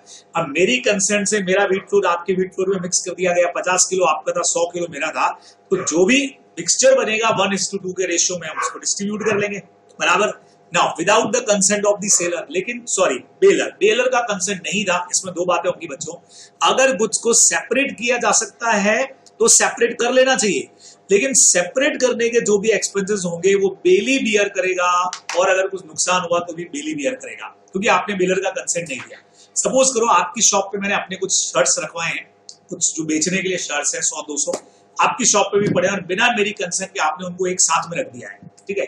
अब ऐसे में जब मैं वापस आऊंगा तो आपको गुड्स सेपरेट करके मुझे देने पड़ेंगे, ठीक है, और उसका खर्चा बेली ही बियर करेगा। अच्छा, इस बीच में शर्ट की रेट में चेंज था, मेरे वाले जो शर्ट थे 500 वाले थे, आपके 200 वाले थे, और आपके शर्ट के साथ में मेरे शर्ट्स रखे होने की वजह से आपने मेरे वाले भी, जो मैंने आपको कहा था 500 से कम मत बेचना, वो आपने 200 के अंदर ही बेच दिए, तो मुझे तो नुकसान हो गया ना, वो भी मैं बेली से रिकवर करूंगा क्योंकि बगैर मेरी परमिशन के उसने गुड्स को मिक्स किया। ये तब होता है जब गुड्स सेपरेट हो सकते हैं। और बच्चों जहां गुड्स सेपरेट हो ही नहीं सकते, वही ऊपर वाला एग्जाम्पल, फ्लोर है अगर, है ना, राइस फ्लोर हो गया या व्हीट फ्लोर हो गया, गेहूं ही हो गया अपने, अगर उनको आपस में मिक्स कर दिया गया है व्हीट को, उनको सेपरेट करना पॉसिबल है ही नहीं, तो जो भी बेलर को लॉस होगा वो बेली बियर करने वाला, ये अपने को ध्यान में रखना है क्योंकि गुड्स सेपरेट हो नहीं सकते और मैंने मिक्स करने का कंसेंट बिल्कुल भी नहीं दिया था, बराबर। Now return of goods bail, बहुत सिंपल बात है बच्चों, जैसे ऊपर था कि पर्पस पूरा होने के बाद जब आप गुड्स को वापस करोगे तो बेलर एक्सेप्ट करेगा, सेम उसी तरह से जब पर्पस पूरा हो जाए तो बेली हैज टू रिटर्न और deliver the goods according baler direction. भले ही बेलर ने मांगे नहीं मांगे, पर्पस पूरा हुआ, वापस करिए, ठीक है। रिकवर डैमेजेस फॉर डिले, और अगर इसमें कुछ भी डिले किया और उस डिले की वजह से अगर कुछ भी नुकसान हुआ या कुछ भी लॉस हुआ बच्चे लोगों, he is responsible to bailor, मतलब बेली उसके लिए रिस्पॉन्सिबल हो जाएगा, अपने को ध्यान में रखना है। अपन ने अम्ब्रेला वाला एक एग्जांपल लिया हुआ है, 1 सप्ताह के लिए अम्ब्रेला लिया, आप लेट हो गए, 2 सप्ताह हो गए, 2 वीक हो गए, अब आप वापस करने जाते हो, स्लिप होकर के गिर जाते हो, अम्ब्रेला टूट जाता है, तो belly is responsible for losses, अपने को ध्यान रखना है। अगर गुड्स में किसी तरह का इंक्रीजिंग हो गया, पुराना एग्जाम्पल है अपना, कौन सा वाला, काऊ वाला और काफ वाला, काऊ दिया था साथ में काफ भी है, तो जो भी इंक्रीजिंग होगा वो आपको वापस करना पड़ेगा बेलर को, अपने को ध्यान में रखना है। और अगर several joint bailor of the goods हैं, the bailee may deliver them back to any one bailor without the consent of the all in the absence of any agreement to the contrary. ठीक है भाई, अगर एक से ज्यादा owner थे उन्होंने वो जो गुड्स है वो बेली के पास रखा, बेली रिटर्न किसको करे? तो यहां पे लॉ कहता है कि bailee may deliver them back to any one of the bailor without the consent of the all. भाई सारे मालिकों में किसी को भी वापस कर दो, एक ही बात है। हाँ, जब तक कोई स्पेसिफिक कॉन्ट्रैक्ट नहीं कर दिया हो कि नहीं आपको इसी को देना पड़ेगा, ए कोई देना है बी कोई देना है, तो बात अलग है। अदरवाइज ऐसा हो सकता है, हम लोग ध्यान रखेंगे। ठीक है, ग्रेचुटस बेलमेंट अगर है वो बेलर या बेली की डेथ पे खत्म हो जाएगा बच्चों। 162 कहता है ग्रेचुटस का मतलब फ्रूगट वाला बेलमेंट अगर है, दोनों में से किसी भी पार्टी का डेथ हुआ, बेलमेंट उसी वक्त खत्म हो जाएगा। Right of third party claiming goods bail. बच्चों समझना, if the bailor has no title the goods, मेरे पास एक चोरी की गाड़ी है जो मैंने आपके पास में बेलमेंट पे रखी संभाल के रखने के लिए, and the bailor in good faith deliver them back to the bailor. मैं एक चोरी की गाड़ी कहीं से लेके आया, आपके पास आया, आपको मैंने बोला ये मेरी गाड़ी है, चाबी रखो, गाड़ी संभाल के रखो, मैं 10 दिन बाद आके ले जाऊंगा। आपको नहीं पता चोरी की है, 10 दिन बाद आपने मुझे गाड़ी वापस कर दी, तो यहाँ पे ओनर आप पर केस नहीं करेगा। बेली इज नॉट रिस्पॉन्सिबल कि नहीं आपने चोरी की गाड़ी अपने यहाँ रख ली और दे भी उसको वापस दी। भाई आपने गुड फेथ में कि आपको क्या पता था चोरी की गाड़ी है। ठीक है, ओनर ऑफ दी गुड्स यहाँ पे एक काम कर सकता है, अगर उसको पता लग जाए कि इस बंदे के पास गाड़ी पड़ी है मेरी, तो वो कोर्ट में जाकर के डिलीवरी को स्टॉप करवा सकता है कि भाई अब ये कार यहां से सीधी मेरे पास आता है, डीलर के पास वापस नहीं जाए, है ना। और इसका ओनरशिप कौन है ये भी पता लगा लिया जाए कि भाई इन्होंने तो चोरी की थी मेरी गाड़ी, वो चाहे तो कर सकता है। अदरवाइज अगर बेली ने बेलर को गुड फेथ में वापस कर दिए हैं, तो ओनर के लिए, ओनर जो कार का है वो बेली के लिए रिस्पॉन्सिबल नहीं होगा। ठीक है, तो इसी में हमारा एक छोटा सा टॉपिक है फाइंडर ऑफ लॉस्ट गुड्स का। मेरे ख्याल से ये टॉपिक आप सबको बहुत अच्छी तरह से आता है, फाउंडेशन से आप लोग पढ़ते आए हो। जो हमारा फाइंडर है उसके सर पे कुछ ड्यूटीज आती है, गुड्स को केयर करना है, देन ट्रू ओनर को सर्च करके रिटर्न करना है, और रेस्पॉन्सिबिलिटी इसकी बिल्कुल बेली की तरह होगी क्योंकि बेलमेंट है और रियल ओनर को आप ढूंढोगे, इसलिए अपनी यहाँ पढ़ रहे हैं, और इसको आप अपने काम में नहीं लोगे। ठीक है, अब इसके कुछ राइट्स भी हैं, जो भी ट्रू ओनर को सर्च करने में खर्चे हुए आप रिकवर कर सकते हो। उसके अलावा 2 सिचुएशन में सेल कर सकते हो, अगर पेरिशिंग यानी खराब होने वाले गुड्स हैं, या उसका एक्सपेंसेस जो है वो गुड्स की वैल्यू के 2/3 के बराबर या उससे ज्यादा हो गया है, तो आपको गुड्स को बेचने का राइट भी मिल जाता है। बराबर, कोई टेंशन नहीं। फिर बच्चे लोगों, जनरल लियन और पर्टिकुलर लियन, बहुत खास बात हमारे पास में आई, the right to retain property of another for a general balance of account. आपको याद आया, हमने इसका एक एग्जांपल लिया था। सपोज करो एक ही पर्सन को मैंने 50,000 का लोन दिया बच्चों, 50,000 का मैंने उस बंदे को लोन दिया, उसके बदले में उसने अपनी कार मेरे पास में मॉर्गेज कर दी। ठीक है, प्लेज कर दी, उसने कार अपनी दे दी। फिर मैंने उस बंदे को बच्चों 1 लाख का लोन और दिया है। इस वक्त उसने कोई सिक्योरिटी मेरे पास में नहीं रखी, मैंने ऐसे ही दे दिया। अब सोचो अगर वो 50,000 का लोन वापस कर देता है, मुझे 1 लाख अभी ड्यू है लेकिन 50 वापस कर दिए, तो मुझे कार वापस करनी है या सेकंड लोन के लिए रोक लूं? लॉ कहता है कि उस बंदे का जो जनरल बैलेंस ऑफ अकाउंट है वो अभी भी 1 लाख ड्यू बोल रहा है। कार भले ही फर्स्ट लोन के लिए दी थी, लेकिन मैं सेकंड लोन के अगेंस्ट में भी उस कार को रोक सकता हूं अगर मेरा उसके साथ पहले से कॉन्ट्रैक्ट है। This is called general lien. ठीक है, banker, factor, wharfinger, policy broker, attorney जो भी है वो सारे जनरल लियन का ज्यादातर यूज करते हैं। मतलब इस तरह के जो लोग हैं ना, जो इस तरह का काम ही उनका यही है कि चीजों को प्लेज पे रखना, गुड्स देना, ये सारा वो हमेशा जनरल लियन ही यूज करते हैं। पर्टिकुलर लियन बच्चों, गुड्स को अपने रेमुनरेशन के लिए रोकना, नॉन पेमेंट ऑफ रेमुनरेशन। पुराना एग्जांपल, हमने एक सूट सिलने के लिए दिया टेलर को, अब टेलर का रेमुनरेशन 5,000 का बन रहा है, जब तक मैं उसको 5,000 नहीं दूंगा वो गुड्स को अपने पास में रोक करके रख लेगा। लियन का मतलब आप लोग फाउंडेशन से पढ़ते आए और रिटेन दी गुड्स, गुड्स को अपने पास में रिटेन कर लेना। ठीक है, if the bailee by his skill और labour improve the goods bail, वही मैंने आपको कहा, टेलर वेलर ने उस पर कुछ काम कर दिया तो अपने रेमुनरेशन के लिए रोक सकता है। The bailee can retain the goods bail if the bailor refuses to pay the remuneration. तो उसी स्पेसिफिक गुड्स के लिए ही है। ठीक है, सपोज करो ऐसा हुआ कि 2 सूट अपने सिलने के लिए दिए, अब दोनों का प्राइस 5-5 हजार है। अब उसने एक सूट का प्राइस मान लो हो गया था, इसका प्राइस मैं आपको दे रहा हूं, तो ये सूट अपन उसको ले जाने देंगे, बराबर। सर दूसरा सूट नहीं ले जाने देंगे, बराबर से इसको अपन रोक कर रखने का राइट रखते हैं। ठीक है, दोनों को रोक लें सर, नहीं रोक सकते आप। उस पर्टिकुलर जिसके रेमुनरेशन के लिए आप पैसा मांग रहे हो वही गुड्स आप रोक करके रखोगे, इसीलिए पर्टिकुलर लियन है, नहीं तो ये जनरल लियन की कैटेगरी में चला जाता। अपने को ध्यान में रखना है, बराबर से बच्चों। अब एक बहुत अच्छा पॉइंट आता है 180 और 181 का, देखिए बेलमेंट के अंदर आपको इसका एग्जाम्पल भी याद दिलाऊंगा। If third person wrongfully deprive the bailee of use of possession of the goods bail. कई बार क्या होता है कि जैसे मैं एक बेलर हूं, मैंने गुड्स आपके पास में, मैं 10 दिन के लिए बाहर जा रहा हूं और मेरी कार मैंने आपके यहाँ पे पार्क कर दी। अब कोई थर्ड पर्सन बेली के इस पोजीशन के राइट को डिस्टर्ब करता है, जैसे कार का चोरी कर लिया, या उसको कोई इंजरी पहुंचाई, तो सवाल है कि उस थर्ड पर्सन पर केस करने का राइट लॉ ने किसको दिया? लॉ कहता है bailee and bailor have same right against a third person like file a suit and claim compensation. बराबर से दोनों पार्टी के पास में राइट है कि उसके अगेंस्ट में सूट फाइल करे, ठीक है, कॉम्पनसेशन क्लेम करे। अब मान लो बेली ने केस किया और कॉम्पनसेशन क्लेम किया, या बेलर ने केस किया और कॉम्पनसेशन क्लेम किया, तो जो भी कॉम्पनसेशन थर्ड पार्टी से आएगा बच्चों, दोनों पार्टीज के अंदर डिस्ट्रीब्यूट होगा। जितना उनका इंटरेस्ट था, जितना उन्होंने पैसा खर्च किया होगा, उस इंटरेस्ट के अंदर दोनों के अंदर डिस्ट्रीब्यूट होगा। ये अपने को ध्यान में रखना चाहिए, ठीक है। इस पर आपको याद हो तो एक बहुत बेहतरीन सा एग्जाम्पल हम लोगों ने किया है। टॉपिक तो यहाँ पे हमारा खत्म होने आ रहा है, बस अपने को प्लेज पढ़ना है। इसके अंदर से याद करो, अपना एक रवि वाला क्वेश्चन था बच्चे लोगों कि जहां एक बैंक से हमने लोन लिया है, ठीक है, लोन के बदले हमने सिंबॉलिक डिलीवरी में एक रेलवे रिसिप्ट बैंक के पास में रख दी। अपना पॉइंट क्या था? लोन था, याद है आपको, 30,000 का, 30,000, 60,000 के गुड्स का रिसिप्ट हमने उनको दे दिया कि भाई आपसे हम 30,000 का लोन ले रहे हैं, बदले में रेलवे रिसिप्ट पकड़ो, रेलवे से आपके 60,000 के गुड्स अपने पोजीशन में ले लेना, ऐसा हमने बैंक को बोला। अब रेलवे ने क्या कर दिया बच्चों? गुड्स को लॉस्ट कर दिया। Now who has right to file suit against railway? ये जो बंदा जिसने लोन लिया, रवि, ये भी केस कर सकता है और बैंक भी केस कर सकती है। सपोज करो बैंक भी लिए, यहाँ पे बैंक ने केस किया, बैंक पूरे 60 के लिए केस करेगी बच्चों। ऐसा नहीं कि बैंक का लोन 30 का है तो 30 के लिए करेगी, बैंक पूरे गुड्स की वैल्यू के लिए केस करेगी। और 60,000 जब बैंक जीत जाएगी पैसा और 60,000 मिलेंगे, तो 30,000 तो खुद के लोन के लिए है और बाकी 30 दूसरे बंदे के लिए, रवि के लिए, जो real owner of the goods है, उसको जाएंगे। ये अपने को ध्यान में रखना है, बराबर। तो एग्जाम्पल आपको याद आ गया होगा। प्लेज बच्चों बेलमेंट का ही एक पार्ट है, बराबर। It is bailment of goods as security for payment of डेब्ट और परफॉर्मेंस ऑफ द प्रॉमिस। बहुत सिंपल है, जब लोन वगैरह लेते हैं तो उसके पेमेंट के लिए सिक्योरिटी में हम गुड्स को प्लेज करते हैं। प्लेज में फिजिकली गुड्स सामने वाले को दे दी जाती है, पर कंस्ट्रक्टिव भी होता है इसके अंदर, अपने पढ़ा था। जो पर्सन प्लेज करेगा उसको प्लेजर बोलते हैं, पॉनर भी बोलते हैं, और जो बेली है, बराबर से जो प्लेज करता है वो प्लेजर हो गया। जिसके पास गुड्स रखे हमने वो बेली या फिर प्लेजी के नाम से, पॉनी के नाम से जाना जाता है।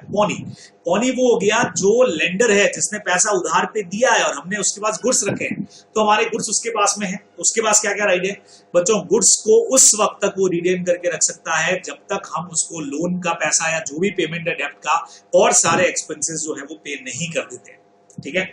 Goods placed not only for the payment of debt but also recovery of all expenses including the preservation of goods pledged। वो पैसा भी हम ही को देना पड़ेगा ना। Now subsequent debt बच्चों, ये अपना जनरल लियन की तरह हो गया कि आप subsequent खाली उस डेब्ट के लिए नहीं, इसके बाद भी अगर कोई लोन वोन का ट्रांजेक्शन ले रखा है तो भी आप ये गुड्स को रोक करके रख सकते हो, ठीक है। Right to seek reimbursement of extraordinary expenses. बच्चों सुनना, seek reimbursement of extraordinary expenses.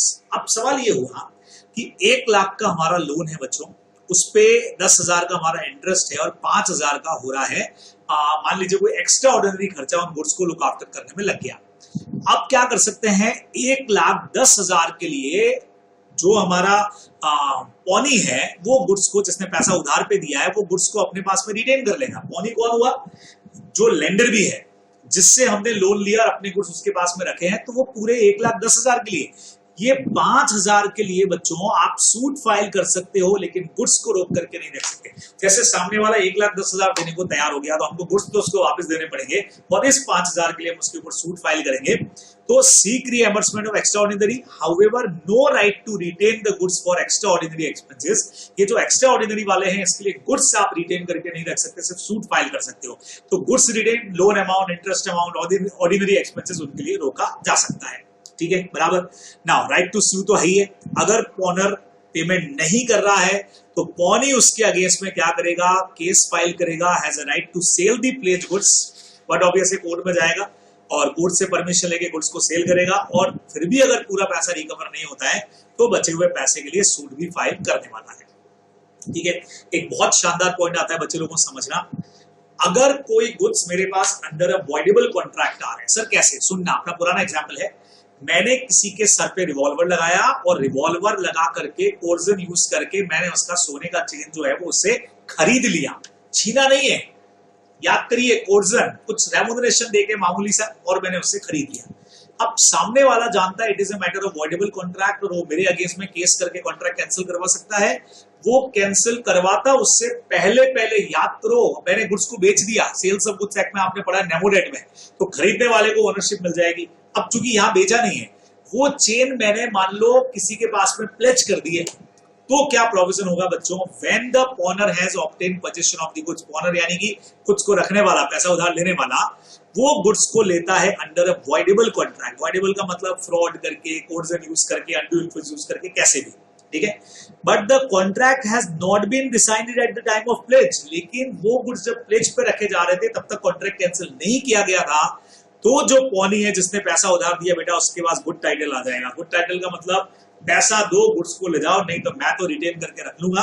बस उसने ये काम गुड फेथ में किया होना चाहिए और उस बेचारे को पता ही नहीं था कि ये जो प्लेज पे रख रहा है ये इसका असली मालिक है नहीं, उस बेचारे को पता ही नहीं था।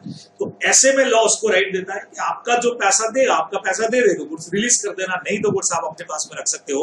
ये अपने को इसके अंदर ध्यान में रखना चाहिए। बराबर समझे आप लोग, बहुत सिंपल राइट है। अब सेम उसी तरह से बच्चों ऑनर यानी कि जिसने पैसा उधार पे लिया है और जो गुड्स का मालिक है उसके पास पहला राइट क्या है कि वो अपने गुड्स को वापस ले, पेमेंट करके अपने गुड्स को वापस ले सकता है, और कल को अगर उसके गुड्स उसको नहीं दिए जाते हैं आफ्टर पेमेंट भी, तो वो उसके लिए सूट फाइल करने का राइट भी रखेगा। तो रिडीम का मतलब क्या हो गया, लोन का रीपे करना और गुड्स को फ्री करवा लेना। अब रीपे करने के बाद भी गुड्स अगर फ्री नहीं होता है तो सूट फाइल करने का राइट अपने को मिल रहा है। और बच्चों प्लेज बाय मर्केंटाइल एजेंट बिल्कुल वैसे ही जैसा ओनर करता है। Generally only an owner of the goods can pledge, लेकिन कुछ कुछ केसेस में उसकी कंसेंट से मर्केंटाइल एजेंट भी प्लेज कर सकता है, ठीक है। Pledge where owner has only a limited interest. Suppose करो बैंक कोई गुड्स का ज्वाइंट ओनर हो, गुड्स की वैल्यू 1 लाख है बच्चों, हम इसके 2 ओनर हैं, तो एक तरह से 2 ओनर है तो हमारा इंटरेस्ट 50-50 हजार जितना है। तो अगर मैं ये गुड्स प्लेज करना चाहूं तो सिर्फ अपने इंटरेस्ट तक के लिए कर सकता हूं, 50 हजार के लिए, पूरे 1 लाख के लिए नहीं। Where a person pledge goods जिसमें उसका खाली एक लिमिटेड इंटरेस्ट है, तो वो प्लेज वैलिड होगा सिर्फ उस अमाउंट तक के लिए जितना मेरा इंटरेस्ट है। जैसे सपोज करो ना, थोड़ा सा अलग एग्जांपल देता हूं मैं आपको। वैसे बेलमेंट में गुड्स से इंक्लूड होते हैं, यहाँ बेलमेंट में इमूवेबल प्रॉपर्टीज नहीं आती है, लेकिन फॉर एग्जांपल सपोज करो एक बड़ा सा घर है और उस घर का डिवीजन कर रखा है कि एक हिस्सा मेरे भाई का, एक मेरा, ये ऐसा डिवीजन कर रखा है। तो अगर मैं प्लेज पे करूंगा तो सिर्फ अपना वाला एरिया जो है वो प्लेज पे कर सकता हूँ, ना कि पूरा।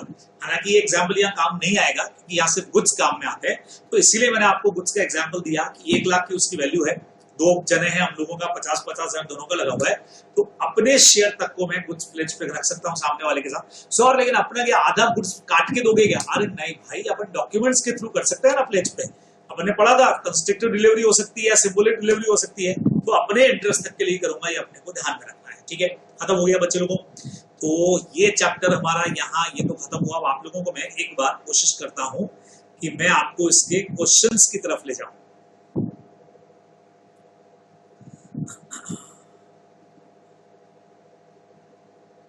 आज तो हमारे पास में है यहाँ पे बच्चे लोगों बेलमेंट के क्वेश्चंस, टोटल 8 क्वेश्चंस अपने को देके रखे। आइए फटाफट से थ्योरी क्वेश्चंस पे डिस्कस नहीं करेंगे, मेनली केस बेस्ड क्वेश्चन पे बात कर लेते हैं बच्चों। Essential element of contract of bailment, है ना, बिल्कुल डिफरेंट टाइप का क्वेश्चन पूछ लिया है। इसमें गुड्स का डिलीवरी होता है, बेलमेंट एक टाइप का कॉन्ट्रैक्ट होता है। देखिए इसमें गुड्स को वापस आपको रिटर्न करना पड़ेगा, ओनरशिप का ट्रांसफर नहीं होता है, सिर्फ पोजीशन ट्रांसफर होता है, और प्रॉपर्टी हमेशा गुड्स होनी चाहिए, यानी कि मूवेबल ही होनी चाहिए, इमूवेबल इसके अंदर काउंट नहीं होगी बच्चों, अपने को ध्यान में रखना है। बराबर।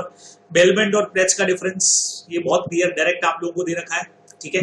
पर्पस क्या है बच्चों, प्लेज बेलमेंट का ही एक टाइप होता है, ये लोन के बदले दिया जाता है, और जबकि बेलमेंट तो लोन के लिए भी, स्पेसिफिक पर्पस के लिए भी। राइट टू सेल, प्लेज के अंदर आप गुड्स में जब तक रिटेन कर सकते हो जब तक पैसा नहीं दे, और सेल करने का राइट है। बेलमेंट में आपको सेल करने का राइट जो है वो नहीं मिलता है कि भाई आज मैंने गाड़ी सर्विस के लिए दी, अब 10 लाख की गाड़ी है मेरी, 1000 रुपया सर्विस का नहीं दूंगा तो वो गाड़ी को बेच थोड़ी देगा, है ना। यूज करना, बेलमेंट में कई बार आप गुड्स लेते ही इसलिए हो कि यूज करोगे, दोस्त की कार ले रहा हूँ, जाना है जयपुर तो यूज करने के लिए लिया है। प्लेज में गुड्स को यूज नहीं कर सकते आप। कंसिडरेशन की जहां तक बात करें तो प्लेज में तो हमेशा होता ही है, लेकिन बेलमेंट में आप पढ़ के आए हो मे और मे नॉट होता है, अपने को ध्यान में रखना है। प्लेज में जैसे ही पेमेंट हो जाएगा डेब्ट का, प्लेज डिस्चार्ज, लोन डिस्चार्ज हो जाएगा। बेलमेंट के अंदर जब पर्पस पूरा होगा तब वो डिस्चार्ज होगा। तो दीज आर सम डिफरेंसेस, आप लोग ध्यान रखोगे। नाउ बच्चों अपने को बताना है कि ये बेलमेंट है कि नहीं, बहुत बढ़िया क्वेश्चन है। वी ने अपनी कार पार्किंग लॉट में पार्क की और चाबी उसके खुद के पास है बच्चों, नो बेलमेंट। याद आया आप लोगों को मैंने क्या कहा था, गुड्स का पोजीशन आपने भली बार रख दिया लेकिन कस्टडी यानी कि कीज आपके पास है तो ये बेलमेंट के अंदर नहीं आएगा। मियर कस्टडी से कुछ नहीं होता है, बेलमेंट के लिए बहुत जरूरी है। ये देखो मियर कस्टडी ऑफ पोजीशन का मतलब ये नहीं होता कि आपने गुड्स का पोजीशन दे दिया, सिर्फ कस्टडी देना। गाड़ी वहां रखनी मतलब कस्टडी तो दे दिया लेकिन पोजीशन नहीं दिया। Custody of goods does not mean position, बराबर। तो समझिएगा आपने गुड्स वहां जरूर रख दी है लेकिन चाबियां भी आपके पास ही है, इस वजह से यहाँ पे बेलमेंट का ट्रांसफर नहीं होगा, ये अपने को ध्यान में रखना है। There must be transfer in the given case since keys of the car उसके आदमी के बी के पास खुद के पास ही है, इसीलिए यहाँ पे ये कभी भी इसके अंदर प्लेज के अंदर बेलमेंट में नहीं आएगा। ठीक है। Second number, scissor of the goods by custom authorities ने हमारे गुड्स सीज कर दिए, बट ऑब्वियस है it is a matter of bailment, क्योंकि यहाँ गुड्स का पोजीशन, गुड्स हमारे लेकिन पोजीशन उनके पास में है। जब हम पैसा चुका देंगे तो वो रिलीज कर देंगे उसको, यहाँ पे अपना बेलमेंट का पॉइंट लगेगा बच्चों। अच्छा पॉइंट है, ध्यान रखोगे। नंबर नेक्स्ट, ए ने एक कैरेज हायर किया, ये अपने बुक में भी दे रखा है बच्चों। ए ने एक कैरेज हायर किया है बी से और 500 रुपया उसको दे रहा है। कैरेज अनसेफ था, कोई गाड़ी ब्रेक ब्रेक नहीं थे। और बी जो बेलर है, ये रहा अपना बेलर और ये हो गया ए बेली। ठीक है। बेलर को बेचारे को पता ही नहीं था, ए को चोट लग गई, तो क्या यहाँ पे बेलर रिस्पॉन्सिबल होगा क्या? 100% होने वाला है बच्चों, क्योंकि जब आप कोई गाड़ी किराए पे दे रहे हो, कैरेज किराए पे दे रहे हो, तो चाहे डिफेक्ट्स का आपको पता हो चाहे ना पता हो, उससे कोई फर्क नहीं पड़ता है। सामने वाले के लॉसेस के लिए आप रिस्पॉन्सिबल होगे, वेदर ग्रेचुइटस नॉन ग्रेचुइटस, ये अपने को ध्यान में रखना है। ये देखो B is responsible for compensation. ठीक है। नेक्स्ट है बच्चे लोगों, A bails his jewellery with B on the condition to safeguard in banks locker.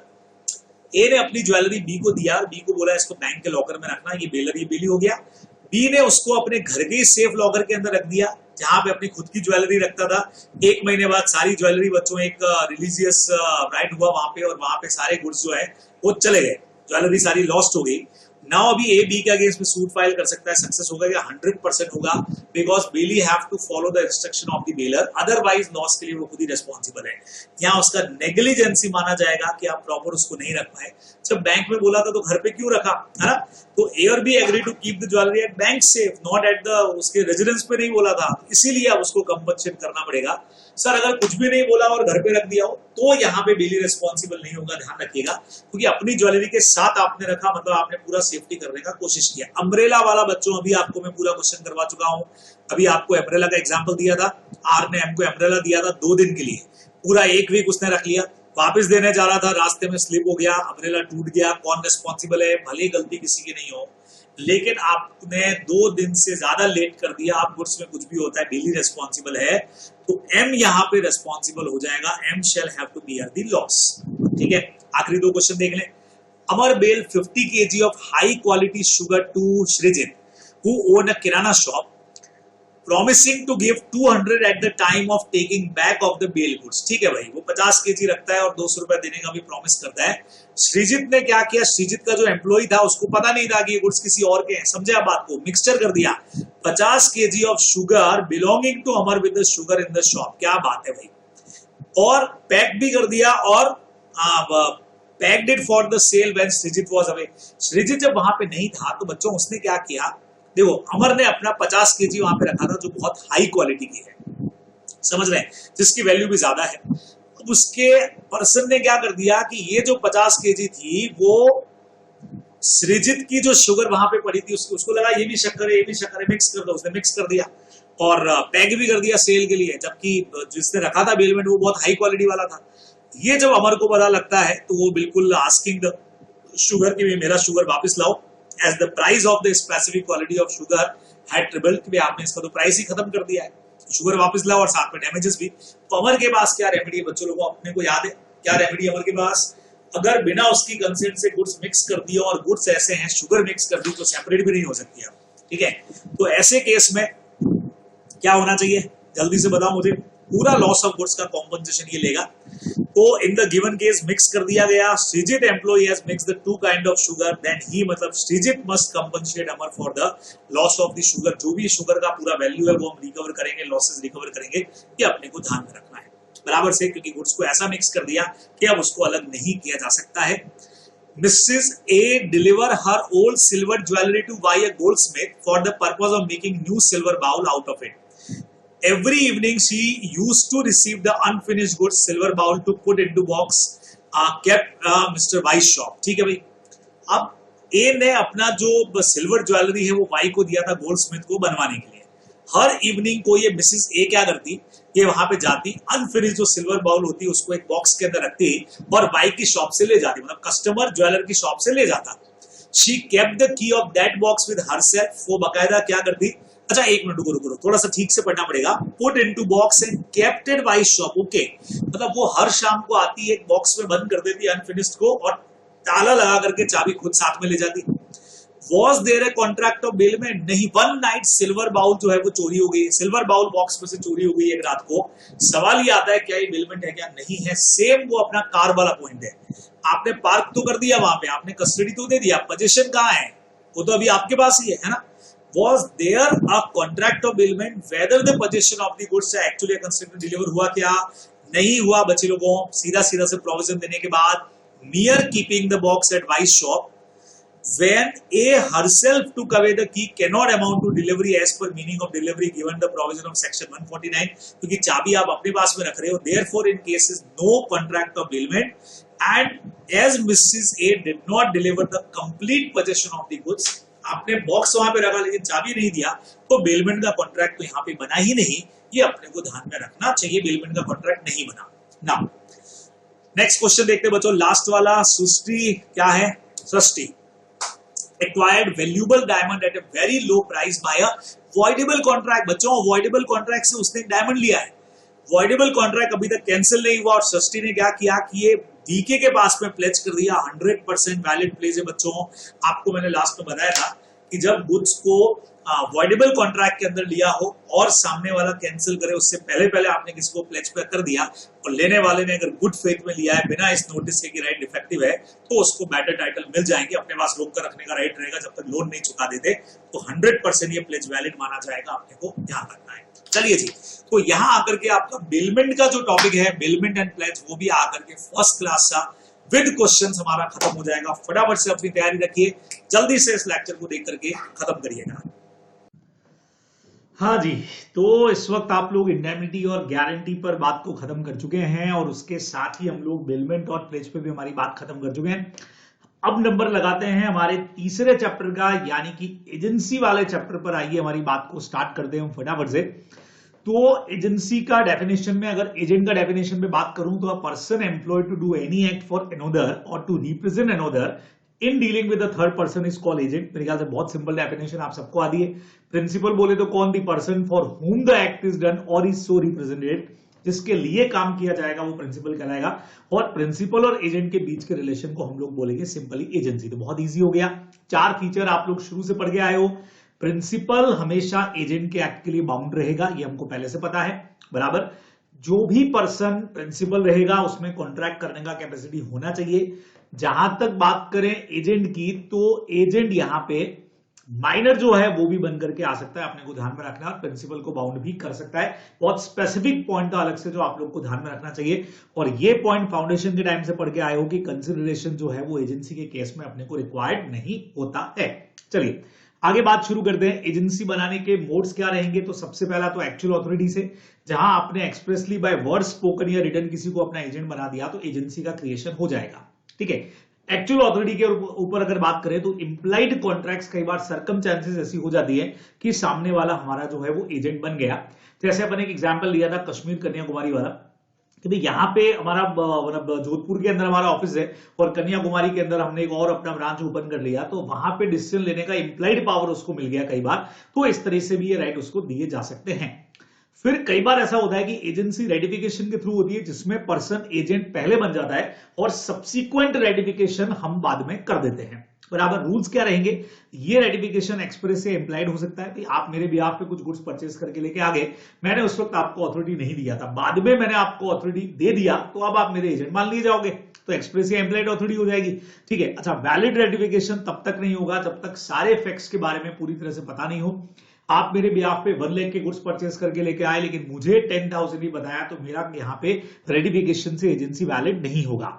ठीक है, रेटिफिकेशन अगर होगा तो पूरे एक्ट का होना चाहिए, पूरे 1 लाख के गुड्स का ही मैं रेटिफाई करूं तभी वैलिड होगा, पार्टली रेटिफिकेशन वैलिड नहीं माना जाता है। बराबर। बहुत अच्छा प्रोविजन ये था, when the interest of third parties affected, तो रेटिफिकेशन का रूल काम नहीं करेगा।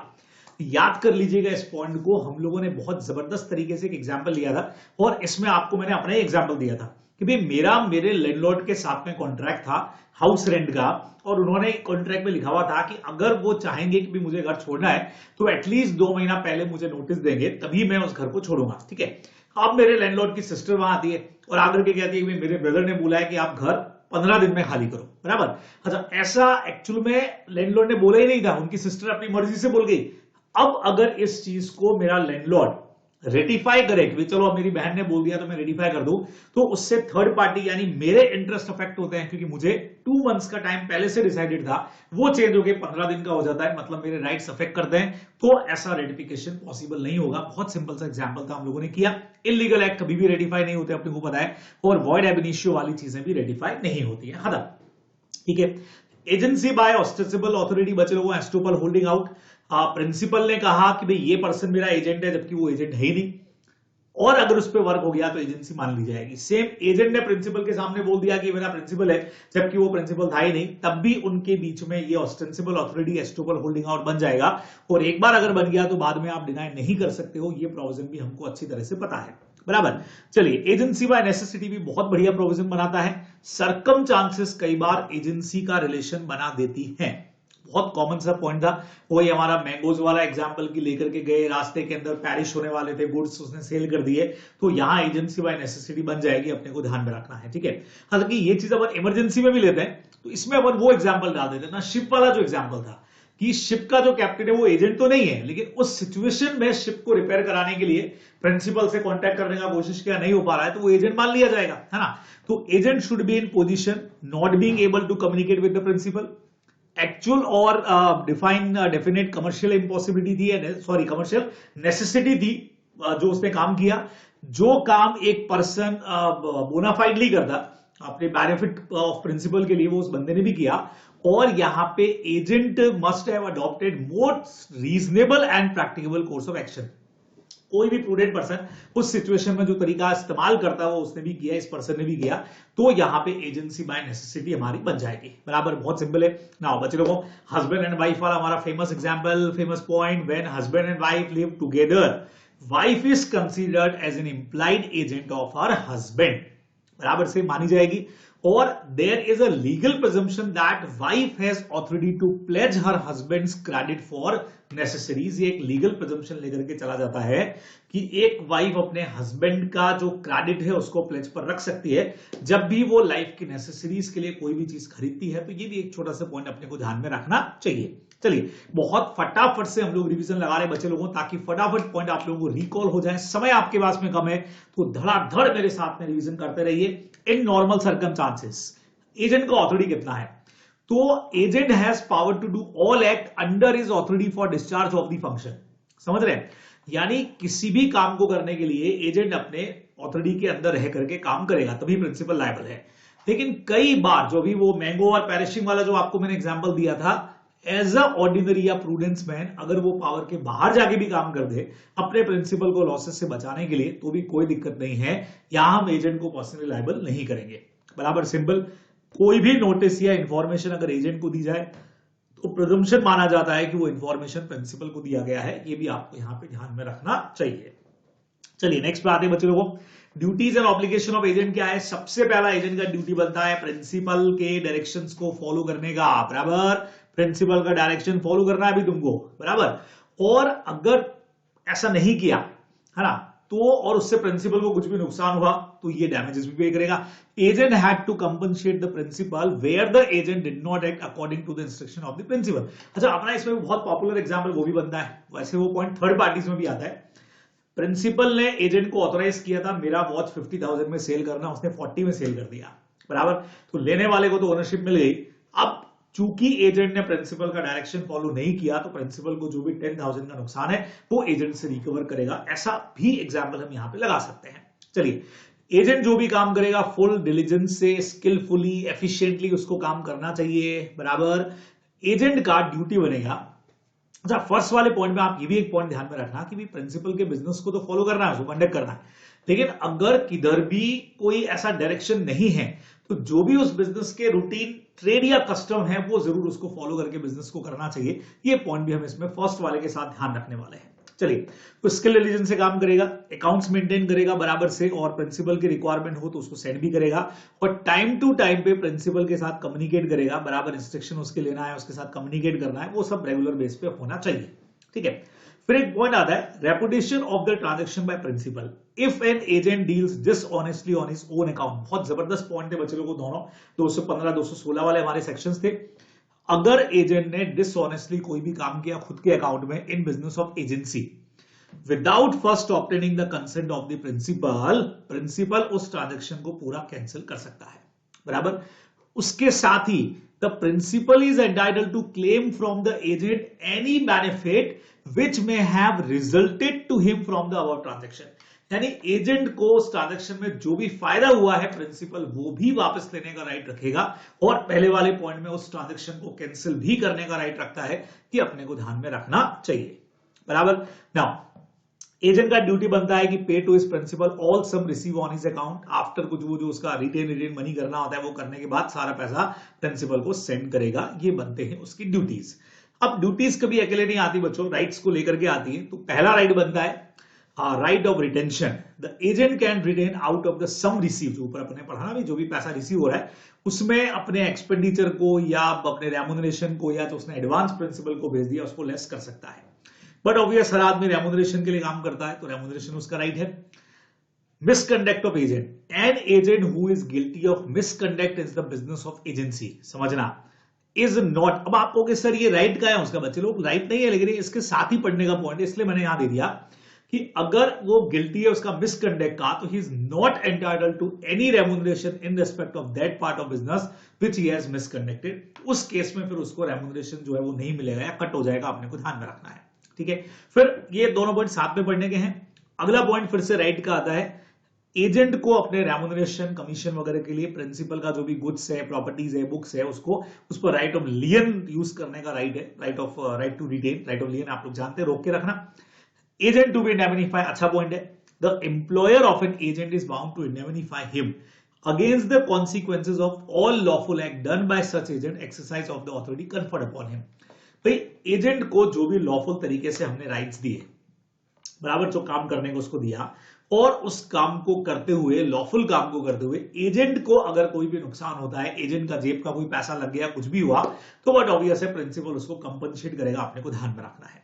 सेम वैसे ही पॉइंट है बच्चों, where the agent act in good faith on the instruction of the principal, है ना। तो प्रिंसिपल का डायरेक्शन था, जैसे सपोज कोई एक एजेंट है, उसने कोई गुड्स का ऑर्डर लिया, ठीक है, प्रिंसिपल ने कंफर्म कर दिया था कि 3 दिन में गुड्स पहुंच जाएंगे, लेकिन प्रिंसिपल ने 3 दिन में गुड्स पहुंचाए नहीं, थर्ड पार्टी ने एजेंट के ऊपर डैमेजेस का केस कर दिया, तो agent is entitled for damages for any loss from the principal. तो ऐसे में अगर एजेंट को कोई भी नुकसान हुआ तो उसके लिए प्रिंसिपल रिस्पॉन्सिबल रहने वाला है। ये आप लोग को इस प्रोविजन में ध्यान में रखना चाहिए, बराबर। नेक्स्ट पे बढ़े, where one person employ another to do an act which is criminal to the employer is not liable to the agent to indemnify him। बहुत जबरदस्त पॉइंट है बच्चे लोगों। अगर कोई क्रिमिनल काम है, मैंने अपने लिए कोई गुंडा उड्डा हायर कर लिया सुपारी उपारी देने के लिए, मारपीट करने के लिए, बराबर, और ऐसे में उसका कोई भी नुकसान रहेगा तो मैं लीगली मुझे वो इन्फोर्स नहीं कर सकता है कि मुझे इंडेमनिफाई करो। तुम लोग ने पिक्चर में देखा है, जैसे कोई गुंडा उंडा है, बराबर है, उसके बहुत सारे आदमी रखे हुए हैं, अब वो मान लो गुंडे ने कोई मर्डर वर्डर किया और उसने अपने किसी आदमी को बोला, अपने किसी जूनियर गुंडे को बोला कि यार तू पुलिस को जाके सारा इल्जाम अपने सर पे ले ले, तेरा सारा खर्चा वर्चा, तेरे घर का खर्चा मैं चलाऊंगा। अब यहाँ लीगली बाउंडेस नहीं है, कल को वो नहीं दे पैसा उसको तो वो उस पर लीगली सूट फाइल नहीं कर सकता है, अपने को ध्यान में रखना है। तो बहुत सीधा सा है, क्रिमिनल एक्ट ऑफ एजेंट के लिए प्रिंसिपल रिस्पॉन्सिबल होने वाला नहीं है, भले ही प्रिंसिपल के कहने से उसने क्यों नहीं किया हो, लेकिन एजेंसी का रिलेशन यहाँ पे नहीं क्रिएट होगा, ये अपने को ध्यान में रखना है, बराबर। इनएमनिफाई को आप लीगली बाउंड नहीं कर सकते। Now the principal must make compensation to his agent in respect of injury cause to such agent by the principal negligence और वांट ऑफ स्किल। अगर एजेंट को नुकसान हुआ प्रिंसिपल की नेग्लिजेंसी या स्किल नहीं थी प्रिंसिपल में, कुछ ऐसे गुड्स उसने सेंड कर दिए जिसमें प्रॉपरली केयर करना था और वो प्रिंसिपल ने किया नहीं और एजेंट को गुड्स भेज दी और वहां एजेंट को कुछ भी नुकसान हो गया प्रिंसिपल का नेग्लिजेंसी की वजह से, तो एजेंट जो है वो अपने प्रिंसिपल से कॉम्पनसेशन ले सकता है, अपने को ध्यान में रखना चाहिए, बराबर।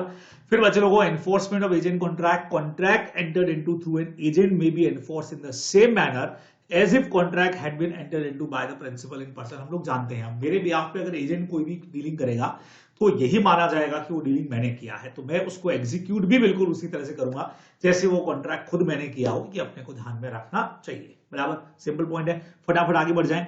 बच्चों को पर्सनल लायबिलिटी ऑफ एजेंट क्या कहता है? When an agent exceed authority, दो बातें हैं, अगर सेपरेट की जा सकती है तो it can be separated from the part which is with in his authority. तो जो भी काम उसने ऑथोरिटी के बाहर जाके किया उसके लिए वो खुद लायबल होगा, ऑथोरिटी के अंदर के काम के लिए प्रिंसिपल रिस्पॉन्सिबल होने वाला है, ठीक है। लेकिन अगर सेपरेट नहीं कर सकते हैं तो होल ट्रांजैक्शन के लिए प्रिंसिपल रिस्पॉन्सिबल होने वाला नहीं है, ठीक है। पूरा का पूरा फिर वो एजेंट पर्सनली लायबल हो जाएगा, अपने को ध्यान में रखना है। वर्क्स फॉर फॉरेन प्रिंसिपल, बच्चे लोगों को समझना, कई बार ऐसा होता है कि अगर एजेंट ने कोई काम किया लेकिन प्रिंसिपल फॉरेन में है, अब फॉरेन लॉस, हमारा लॉ फॉरेन तक पहुंच नहीं रहा है, वो जब तक नहीं पकड़ में आता है, कुछ नहीं होता, तब तक एजेंट रिस्पॉन्सिबल है। He can be held liable where the contract is made by an agent for the sale और purchase of goods for a mercantile resident abroad या फॉरेन प्रिंसिपल। तो फॉरेन वाले को तो पकड़ेंगे भाई, इधर जो बंदा है उसको पहले पकड़ा जाएगा, तो वो रिस्पॉन्सिबल हो जाएगा, अपने को ध्यान में रखना है। सेम वैसा ही बच्चों undisclose principal, if an agent makes a contract with third party, लेकिन वो डिस्क्लोज नहीं करता है अपना प्रिंसिपल का आइडेंटिटी, तो his principal as well as third party may require the performance of the contract, ठीक है। आफ्टर, तो his principal as well as third party may require the performance of the contract. तो अगर वो disclose नहीं करता है तो एजेंट खुद ही अपने तरफ से डीलिंग करेगा, क्योंकि प्रिंसिपल तो आपने डिस्क्लोज ही नहीं किया। After disclosing identity of principal, third party is right to refuse to perform the contract. आपको याद है मैंने एग्जांपल दिया था कि जैसे ही वो थर्ड पार्टी को पता लगा, अच्छा ये तुम्हारा प्रिंसिपल है, अगर मुझे पहले पता होता तो मैं कॉन्ट्रैक्ट करता ही नहीं, तो कॉन्ट्रैक्ट करने से मना भी कर सकता है, अपने को ध्यान में रखना है। Performance of contract when agent suppose to be principal, बढ़िया पॉइंट है। When one man third party makes a contract with another, neither knowing nor having reasonable ground to suspect that other is agent। भाई एक बंदा दूसरे के साथ dealing कर रहा है, लेकिन उसको कहीं डाउट ही नहीं हुआ कि ये सामने वाला बंदा जो है वो एजेंट है, प्रिंसिपल नहीं है, other then is agent. The principal can obtain such performance on that condition which are decided between agent and another party to contract. तो अब जैसे मान लो मेरे बिहाफ पे मैंने आपको अपॉइंट किया, अब आप थर्ड पर्सन के साथ डील कर रहे हैं, लेकिन थर्ड पर्सन यही मान के चल रहा है कि आप ही प्रिंसिपल हो और आपने उसके साथ डील कर लिया, तो अभी जो कंडीशन आप दोनों के बीच में डिसाइड हुआ होगा उनको मैं भी एग्जीक्यूट करवा पाऊंगा, है ना। क्लियर बोला है, the principal can obtain such performance of that condition जो डिसाइड हुई थी एजेंट और थर्ड पार्टी के अंदर, ये अपने को ध्यान में रखना चाहिए, बराबर। अच्छा, right of a person dealing with agent personally liable, where the agent is personally liable, a person dealing with him may hold either him और हिज प्रिंसिपल और बोथ ऑफ देम लायबल। ठीक है भाई, अब जहां पे जिन कंडीशन में एजेंट पर्सनली लायबल हो रहा है उनमें हो सकता है कि प्रिंसिपल अगर अप्रूव कर दे तो आप प्रिंसिपल को लायबल कर सकते हो, नहीं तो फिर एजेंट, और कुछ केसेस में दोनों ही को आप रिस्पॉन्सिबल कर पाओगे, खास करके जब अनडिस्क्लोज में वो डिस्क्लोज कर देता है कि भाई ये मेरा प्रिंसिपल है, तो ऐसा पॉसिबल हो सकता है, ठीक है ना। अच्छा, इसमें एक चीज और है, इस पॉइंट के साथ ये पॉइंट अगर मैं मतलब आपको याद हो तो मैंने सेम पॉइंट पढ़ा हुआ है, right of a person dealing with agent personally liable inducing agent और प्रिंसिपल टू एक्ट। यानी जब पहले से डिसाइडेड था कि प्रिंसिपल को लायबल कर रहा है तो फिर आप एजेंट को नहीं कर सकते, और जब एजेंट को करना है तो प्रिंसिपल को नहीं कर सकते। याद आया पॉइंट आपको? When a person who has made a contract with an agent, समझना, इंड्यूसेस द एजेंट, मतलब पॉइंट अलग अलग है, बस मैं कह रहा हूं इनको अगर आप साथ पढ़ेंगे तो भी ये चलेगा, क्योंकि यहाँ पर्सनली लायबल की बात हो रही है कि किसको लायबल करना है। तो when a person who has made a contract with an agent agent के साथ कॉन्ट्रैक्ट किया और एजेंट को आपने induce the agent to act upon the belief that the principal only be held liable, तो फिर आप एजेंट को लायबल नहीं कर सकते। और जब आपने ये भरोसा दिलाया था प्रिंसिपल को कि भाई हम सिर्फ एजेंट को लायबल करेंगे, तो फिर आप प्रिंसिपल को रिस्पॉन्सिबल नहीं कर सकते हो, ये अपने को ध्यान में रखना है। इस पर आपको मैंने बढ़िया सा एग्जांपल भी देके बताया था कि भाई एजेंट को आपने इंड्यूस किया कि भाई कोई दिक्कत नहीं है, आपके साथ डीलिंग रहेगी हमारी, और रिस्पॉन्सिबल जो है वो प्रिंसिपल होगा, क्योंकि आपको पता है वो तो एजेंट है। तो ऐसे में अब कुछ गड़बड़ हो गया तो बाद में एजेंट को लायबल नहीं कर सकते, ठीक है। सेम उसी तरह से अगर आप ये सोच करके चले थे कि भाई हम तो एजेंट के साथ ही डील करेंगे, प्रिंसिपल कोई भी होगा भाई तुम्हारा, हम तो तुम्हारे साथ डील कर रहे हैं, लायबल भी तुमको करेंगे, तो फिर आप प्रिंसिपल को नहीं कर पाओगे, ये अपने को ध्यान में रखना है। Pretend agent, if the principal ratifies act as agent he has no liability. अगर प्रिंसिपल ने उसके काम को रेडिफाई कर दिया तो फिर उसकी लायबिलिटी नहीं है।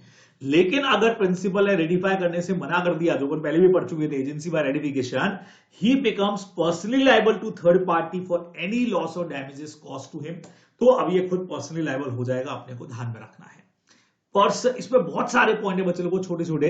Person falsely contracting agent, if a person contract with a third person as an agent while he is contracting for himself, यानी कैनॉट डिमांड परफॉर्मेंस। याद करो उस पॉइंट को, if a person contract with a third person, एक person दूसरे के साथ deal करता है, किसी के साथ जाके डील करता है और अपने आप को किसी और का एजेंट बता रहा है, जबकि एक्चुअली वो एजेंट नहीं है, वो खुद ही कॉन्ट्रैक्ट करना चाह रहा है, बराबर, वो खुद ही प्रिंसिपल है बस।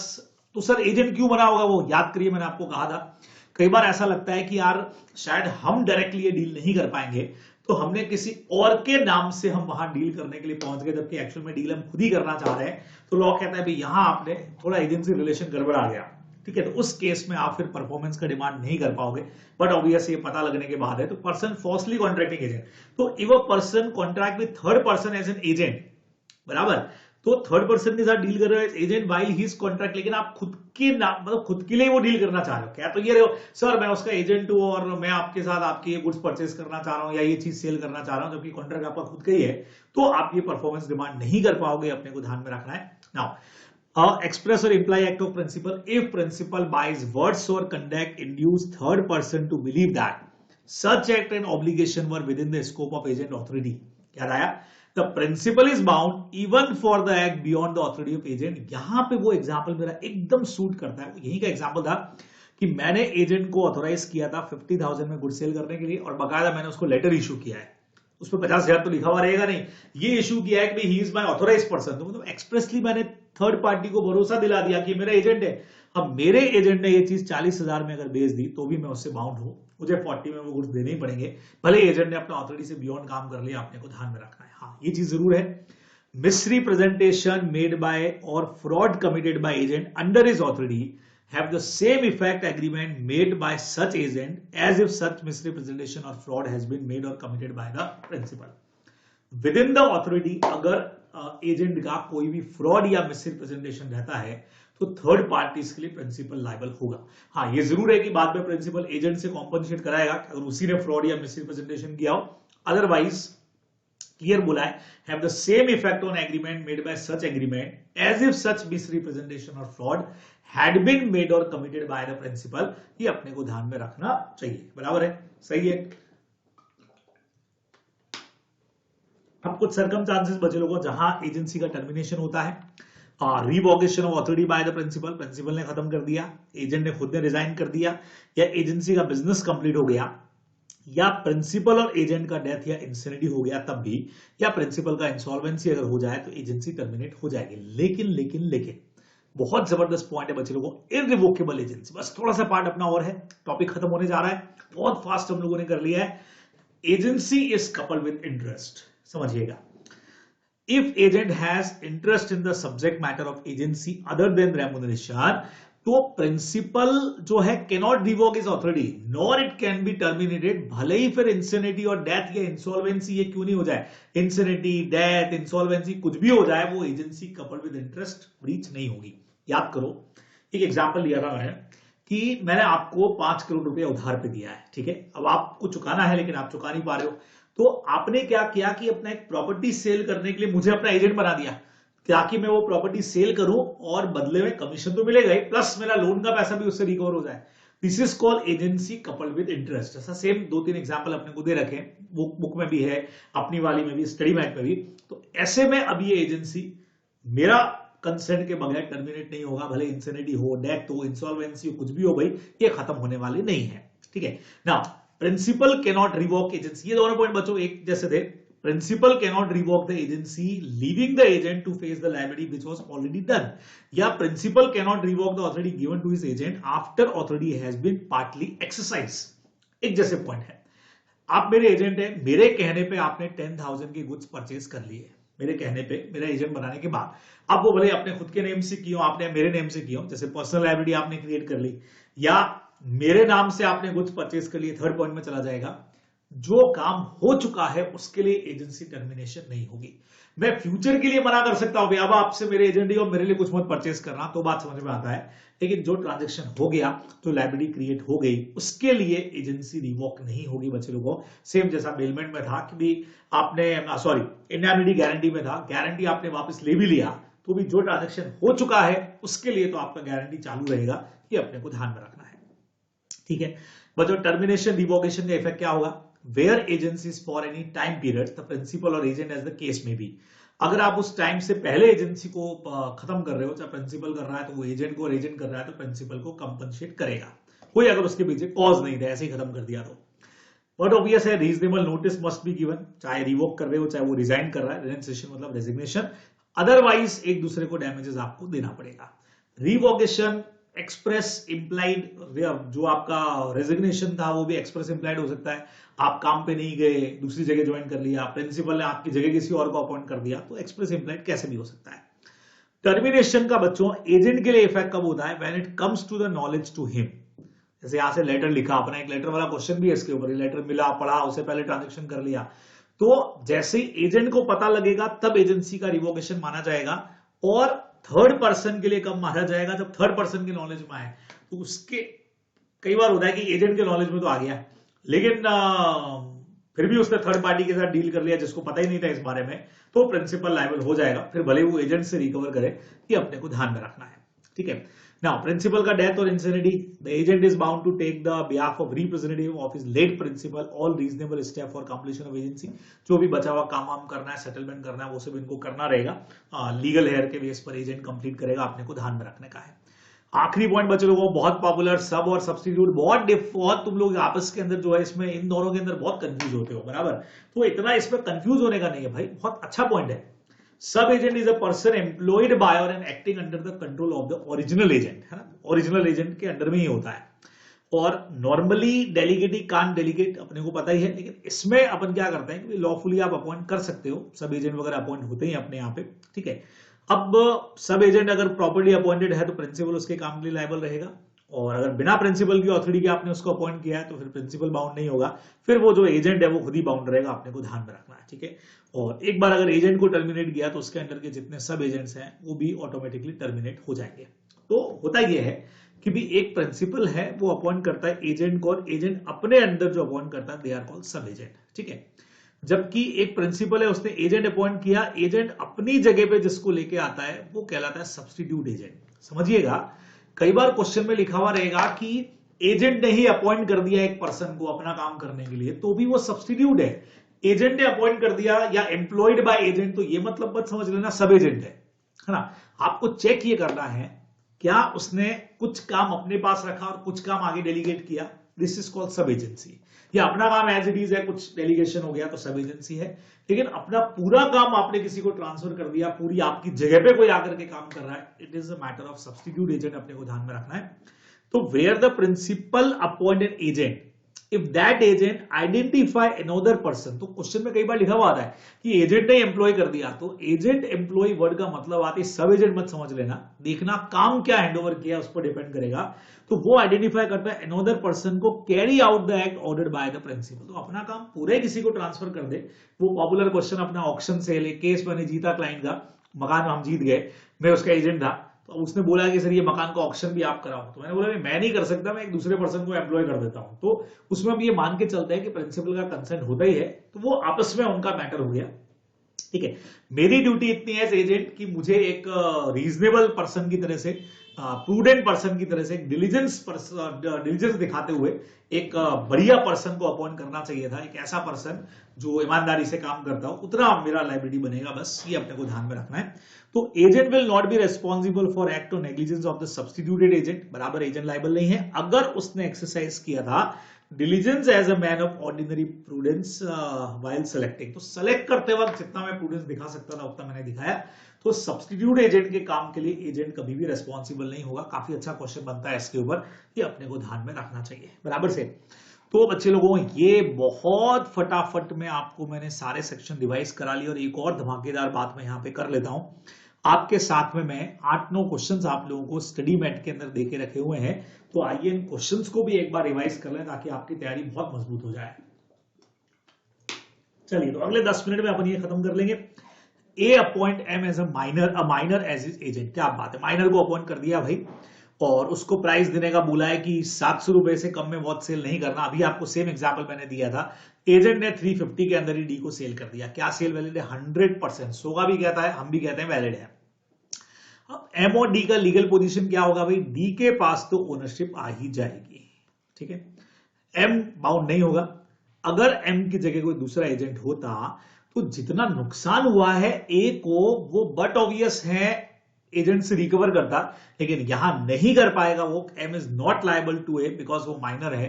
माइनर का पॉइंट मैं आपको पहले ही बता चुका हूं, बराबर से। तो 184 का पूरा प्रोविजन आपको लिख देना है। Any person even a minor may become an agent, no person who is age of majority और sound mind can become an agent. वो एजेंट को रख नहीं सकता है, मतलब प्रिंसिपल नहीं हो सकता है। तो if a person who is not competent is appointed agent, the principal is liable to the third party. तो डी को तो गुड टाइटल मिल ही गए हैं, क्लियर हो गया, और नुकसान भी आप एजेंट से नहीं भी रिकवर कर पाओगे, अपने को ध्यान में रखना है बच्चों। Correct incorrect? Ratification of agency is valid even if knowledge of principal is defective. सवाल ही नहीं, अगर डिफेक्टिव नॉलेज है तो 198 कहता है प्रिंसिपल वहां पे रेस्पॉन्सिबल होने वाला नहीं, अगर आपने फैक्ट्स छुपाए हैं तो। आइए third question. Rahul, a transporter, was interested with the duty of transporting tomatoes from rural farm to a city by Ashwin। ये इधर क्वेश्चन था अभी एमटीवी वगैरह में भी। Due to heavy rain Rahul को 2 दिन ज्यादा रुकना पड़ गया, टमाटर खराब हो जाते तो नियर बाय मार्केट में कम पे सेल कर दिया। क्या यहाँ पे अश्विन जो मालिक है उसको जो लॉस हुआ वो राहुल से रिकवर कर पाएगा? क्या नहीं जी, इमरजेंसी वाला मैटर हो गया, ये 189 लग जाएगा बच्चों। तो इसमें कई लोग एजेंसी बाय नेसेसिटी लिख देते हैं। जी नहीं, नेसेसिटी में इस तरह की चीज में हमने उसको एजेंट नहीं बनाया था, वो नॉर्मल गुड्स थे और उसने लुक आफ्टर करते हुए अपना काम किया तो अपने आप एजेंसी बन गई। यहां तो ये पहले से ही हमारा एजेंट है, लेकिन अपने पावर के बाहर जाकर के वो काम कर रहा है, बियॉन्ड काम कर रहा है।